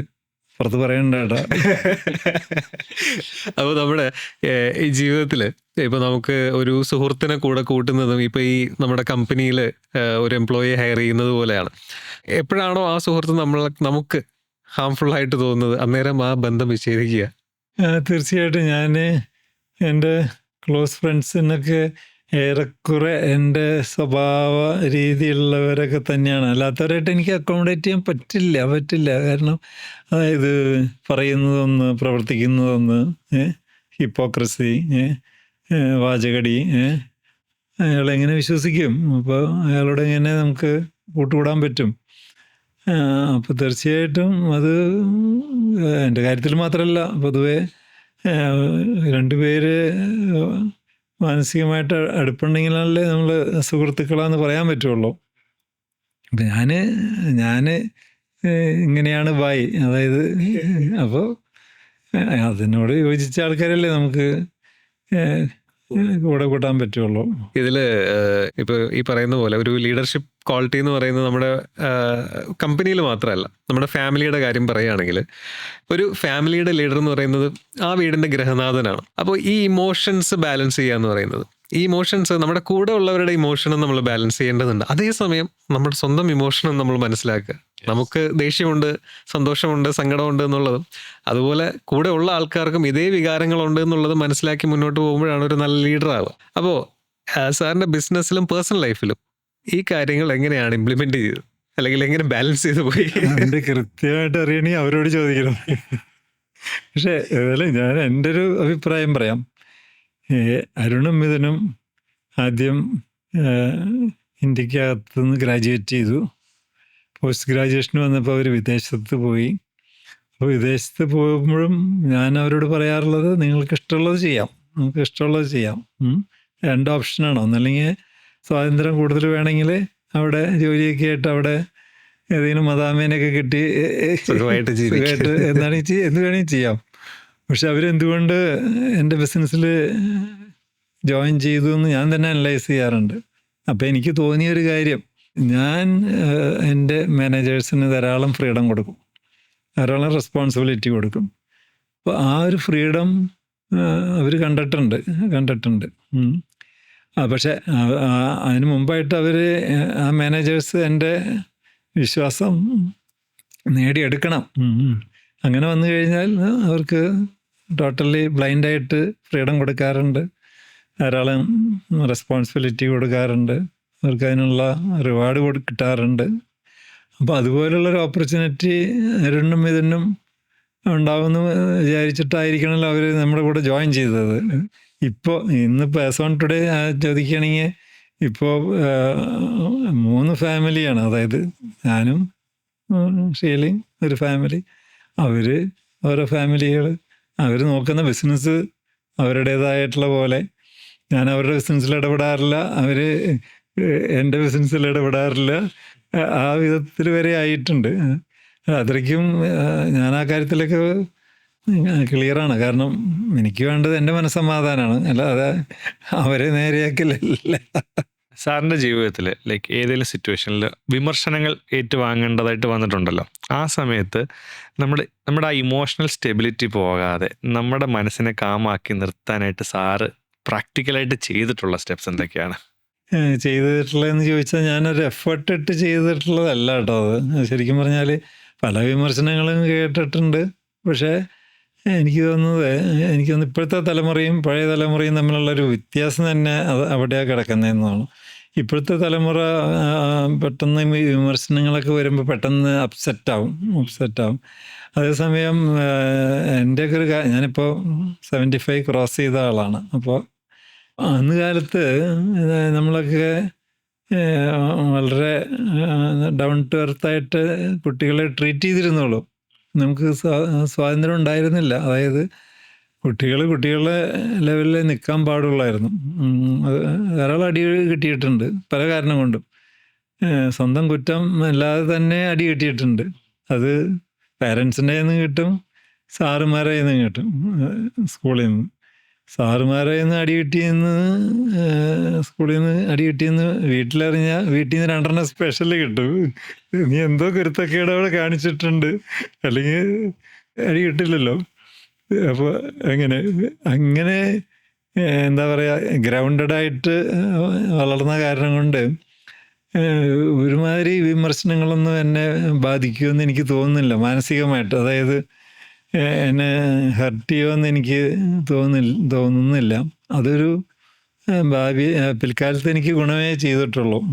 പക്ഷെ ഇന്നത്തെ പിള്ളേരങ്ങനെയല്ല. കാരണം ആ കൂടി വീട്ടിലെ ഒരു കുട്ടി അല്ലെങ്കിൽ 2 കുട്ടി, അവർക്ക് എല്ലാവർക്കും അവർ കുറച്ച് കഴിയുമ്പോഴേക്കും സ്വന്തമായിട്ട് റൂം അല്ലെങ്കിൽ സ്വന്തമായിട്ടുള്ള പ്രൈവസി, അങ്ങനെ ഇതങ്ങനെയൊന്നും ഉണ്ടായിരുന്നില്ല ചെറുപ്പത്തിൽ. എത്ര സാമ്പത്തിക സൗകര്യമുള്ള വീടാണെങ്കിൽ തന്നെ. നമുക്ക് ഈ ഒരു ബിസിനസ്സിലാണെങ്കിലും പേഴ്സണൽ ലൈഫിലാണെങ്കിലും, ഒരു ബിസിനസ്സിലാണെങ്കിലും ഒരു എക്സിറ്റ് പ്ലാൻ എന്ന് പറയാം, അല്ലെങ്കിൽ പേഴ്സണൽ ലൈഫിലാണെങ്കിലും റിട്ടയർമെന്റ് എന്ന് പറയാം. ദിസ് ഈസ് ഇനഫ് എന്ന് പറയുന്നൊരു കാര്യമുണ്ടല്ലോ. യഥാർത്ഥത്തിൽ ഇതൊരു മിത്താണോ എന്നുള്ളതാണ് എൻ്റെ ചോദ്യം. പലരും റിട്ടയർമെന്റ് പ്ലാൻ എന്ന് പറയുന്നത് ചിലപ്പം 60 വയസ്സിൽ ഞാൻ റിട്ടയർമെന്റ് എടുക്കാനാണ് ഞാൻ പ്ലാൻ ചെയ്യുന്നത്, സോ അപ്പോൾ അതുകൊണ്ട് തന്നെ 30കളിലെ പ്ലാനിങ് എല്ലാം നടത്തി ഇൻവെസ്റ്റ്മെന്റുകളൊക്കെ സേഫ് ആക്കി ഒരുപാട് പ്ലാനിങ്ങോട് കൂടി പോകുന്ന ആൾക്കാരുണ്ട്. അല്ലെങ്കിൽ വരുന്നിടത്ത് വെച്ച് കാണാം എപ്പോഴാണ് എനിക്ക് റിട്ടയർമെന്റ് അങ്ങനെയൊന്നും ഇല്ല എന്ന് വിചാരിക്കുന്ന ആൾക്കാരുണ്ട്. അപ്പോൾ സാറിൻ്റെ അഭിപ്രായത്തിൽ സാർ ഇപ്പോൾ റിട്ടയർമെൻറ്റിലാണോ ഇല്ലയോ എന്ന് എനിക്കറിയില്ല, കാര്യം ഇപ്പോഴും പല കാര്യങ്ങളും ചെയ്തുകൊണ്ടിരിപ്പുണ്ട്. അപ്പോൾ ആ ഒരു കോൺസെപ്റ്റിന് സാറിന് എന്താണ് പറയാനുള്ളത്? റിട്ടയർമെന്റ് എന്ന് പറയുന്ന രീതി ചിന്തിക്കുന്ന ആൾക്കാരുണ്ട്. ഞാൻ നേരത്തെ പറഞ്ഞു, ഞാൻ 63-ാമത്തെ വയസ്സിലാണ് 3ാമത്തെ കമ്പനി തുടങ്ങുന്നത് തന്നെ. അപ്പോഴും എനിക്കറിയാം, അതായത് ഒരു മനുഷ്യായുസ് എന്ന് പറഞ്ഞാൽ ഒരു കാലാവധി ഉണ്ടല്ലോ, അതിലേക്ക് അടുത്തുകൊണ്ടിരിക്കുകയാണെന്ന് എനിക്കറിയാം. അപ്പോൾ അതുകൊണ്ട് തന്നെ ഞാൻ പരമാവധി കാര്യങ്ങൾ പ്ലാൻ ചെയ്ത്, ഇപ്പോൾ ഇന്ന് വേണമെങ്കിൽ ബൈ പറഞ്ഞാലും ഞാനില്ലെങ്കിലും സ്ഥാപനങ്ങൾ മുന്നോട്ട് പോകുമെന്നുള്ള ഒരു വിശ്വാസത്തിലാണ് ഞാനിരിക്കുന്നത്. കാരണം നിങ്ങളുടെയൊക്കെ അറിയാമെന്നറിയില്ല, ഞാനൊരു ലിവിങ് വില്ലൊക്കെ എഴുതി വെച്ചിട്ടുള്ള ആളാണ്. അതായത് എഴുതിയിട്ടുള്ള ആളാണ്. എല്ലാത്തിനും ഒരു പരിധി ഉണ്ടല്ലോ. അപ്പോൾ ഞാനില്ലെങ്കിലും സ്ഥാപനങ്ങൾ ഒരു കുഴപ്പമില്ലാതെ ചിലപ്പോൾ എന്നെക്കാളും ബെറ്ററായിട്ട് മുന്നോട്ട് പോവും എന്ന് എനിക്ക് നല്ല വിശ്വാസമുണ്ട്. നോ റിഗ്രറ്റ്സ്, അല്ലെങ്കിൽ ഒരു വിഷമമില്ല ബൈ പറയാനായിട്ട് എന്ന് വിശ്വസിക്കുന്ന ഒരാളാണ് ഞാൻ. ഒരു സാധാരണക്കാരൻ, ഒരു കോമൺ മാൻ, അവർ ആ വ്യക്തിയുടെ ലൈഫിൽ അപ്ലൈ ചെയ്യാൻ പറ്റുന്ന ഒരു 3 ക്വാളിറ്റീസ് ഇത്രയും വർഷത്തെ ഒരു എക്സ്പീരിയൻസിൽ നിന്ന് ഞാൻ എൻ്റെ അനുഭവത്തിൽ നിന്ന് പറയാം. ഞാൻ ഇത്രയും നേട്ടങ്ങൾ കൊയ്തത് ഒന്ന്, ഞാൻ വളരെ സിസ്റ്റമാറ്റിക്കായിട്ടും പങ്ക്ച്വലായിട്ടും കാര്യങ്ങൾ ചെയ്തതുകൊണ്ടാണെന്ന് ഞാൻ വിശ്വസിക്കുന്നു. അപ്പം അത് ആളുകളത് കണക്കിലെടുത്താൽ നല്ലത്. അതുപോലെ രണ്ടാമത്തെ കാര്യം, എൻ്റെ പെരുമാറ്റങ്ങൾ, എൻ്റെ പ്രവൃത്തികൾ, എൻ്റെ നീക്കങ്ങൾ, ഇതെല്ലാം നമ്മളൊരു ക്വാളിറ്റി കോൺഷ്യസ്നെസ് ഏത് കാര്യത്തിലും, അതുപോലെ ഒരു സ്ട്രേറ്റ് ഫോർവേഡ് ആറ്റിറ്റ്യൂഡ് ഏത് കാര്യത്തിലും, ഇതൊന്നും ഇല്ലാതെ എത്ര നാൾ നമുക്ക് ആളുകളെ കബളിപ്പിക്കാൻ പറ്റും അല്ലേ? തീർച്ചയായിട്ടും. അപ്പോൾ ഇത്തരം കാര്യങ്ങളിൽ ഊന്നൽ കൊടുക്കാതെ അയ്യോ എനിക്കെന്തോ അത് പറ്റിപ്പോയി, ഇത് പറ്റിപ്പോയി, ആ പ്രശ്നം പറ്റി, ഈ പ്രശ്നം പറ്റി എന്ന് പറഞ്ഞിട്ട് സങ്കടപ്പെട്ടിട്ട് കാര്യമില്ല. അതായത് നിങ്ങളുടെ ജീവിതം നിങ്ങളുടെ റെസ്പോൺസിബിലിറ്റിയാണ്, അതിനകത്ത് യാതൊരു ഡൗട്ടുമില്ല. അതിനകത്ത് അതിൻ്റെ എന്താ പറയുക, ക്രെഡിറ്റ് എടുക്കേണ്ടതും നിങ്ങളാണ്, അതിൻ്റെ ദോഷമുണ്ടെങ്കിൽ അനുഭവിക്കേണ്ടതും നിങ്ങളാണ്. അപ്പോൾ ഇത് സാധാരണ ഒരു വ്യക്തിയെക്കാളും ഇത്രയും ലൈഫ് എക്സ്പീരിയൻസ് ഉള്ള ഒരാളിൽ നിന്നും ഇങ്ങനെ ഒരു അഡ്വൈസ് കിട്ടുന്നത് അതൊരു ഭയങ്കര വാല്യൂ ഉള്ളൊരു സംഭവമാണ്, അല്ലെങ്കിൽ വാല്യൂ ഉള്ളൊരു. ഇതെൻ്റെ ചില കാഴ്ചപ്പാടുകളാണ്. ഇതിപ്പോൾ ഇതിനോട് എല്ലാവർക്കും യോജിക്കണമെന്നില്ല. ഷോർട്ട് കട്ട് ഒരു മാതൃകയല്ല. Thank you so much sir. Okay, thank you. എനിക്കറിയാം ഈ ഓൺലൈൻ മാധ്യമങ്ങളുടെ ഓരോരോ ഇമ്പോർട്ടൻസ് ചെറുപ്പക്കാർ കൂടുതലും വാച്ച് ചെയ്യുന്നത്. അതായത് പണ്ടൊക്കെ ഞങ്ങളൊക്കെ കോളേജിൽ പഠിക്കുന്ന കാലത്ത് ബുക്കുകൾ കുത്തിയിരുന്ന് വായിച്ചിട്ടുണ്ട്. ഇപ്പോൾ ഇതൊക്കെ എപ്പോഴെങ്കിലും കാറിലിരുന്ന് പോകുമ്പോൾ കേൾക്കാനുള്ള എളുപ്പമുള്ള മാർഗങ്ങളാണല്ലോ ഇതുപോലുള്ള ഓൺലൈൻ ചാനലുകൾ. തീർച്ചയായിട്ടും നിങ്ങൾക്ക് ഇത്തരത്തിലുള്ള ആശയങ്ങൾ ഇനിയും മുന്നോട്ട് പോകട്ടെ. Thank you. Wish you all the best. Thank you so much. Thank you.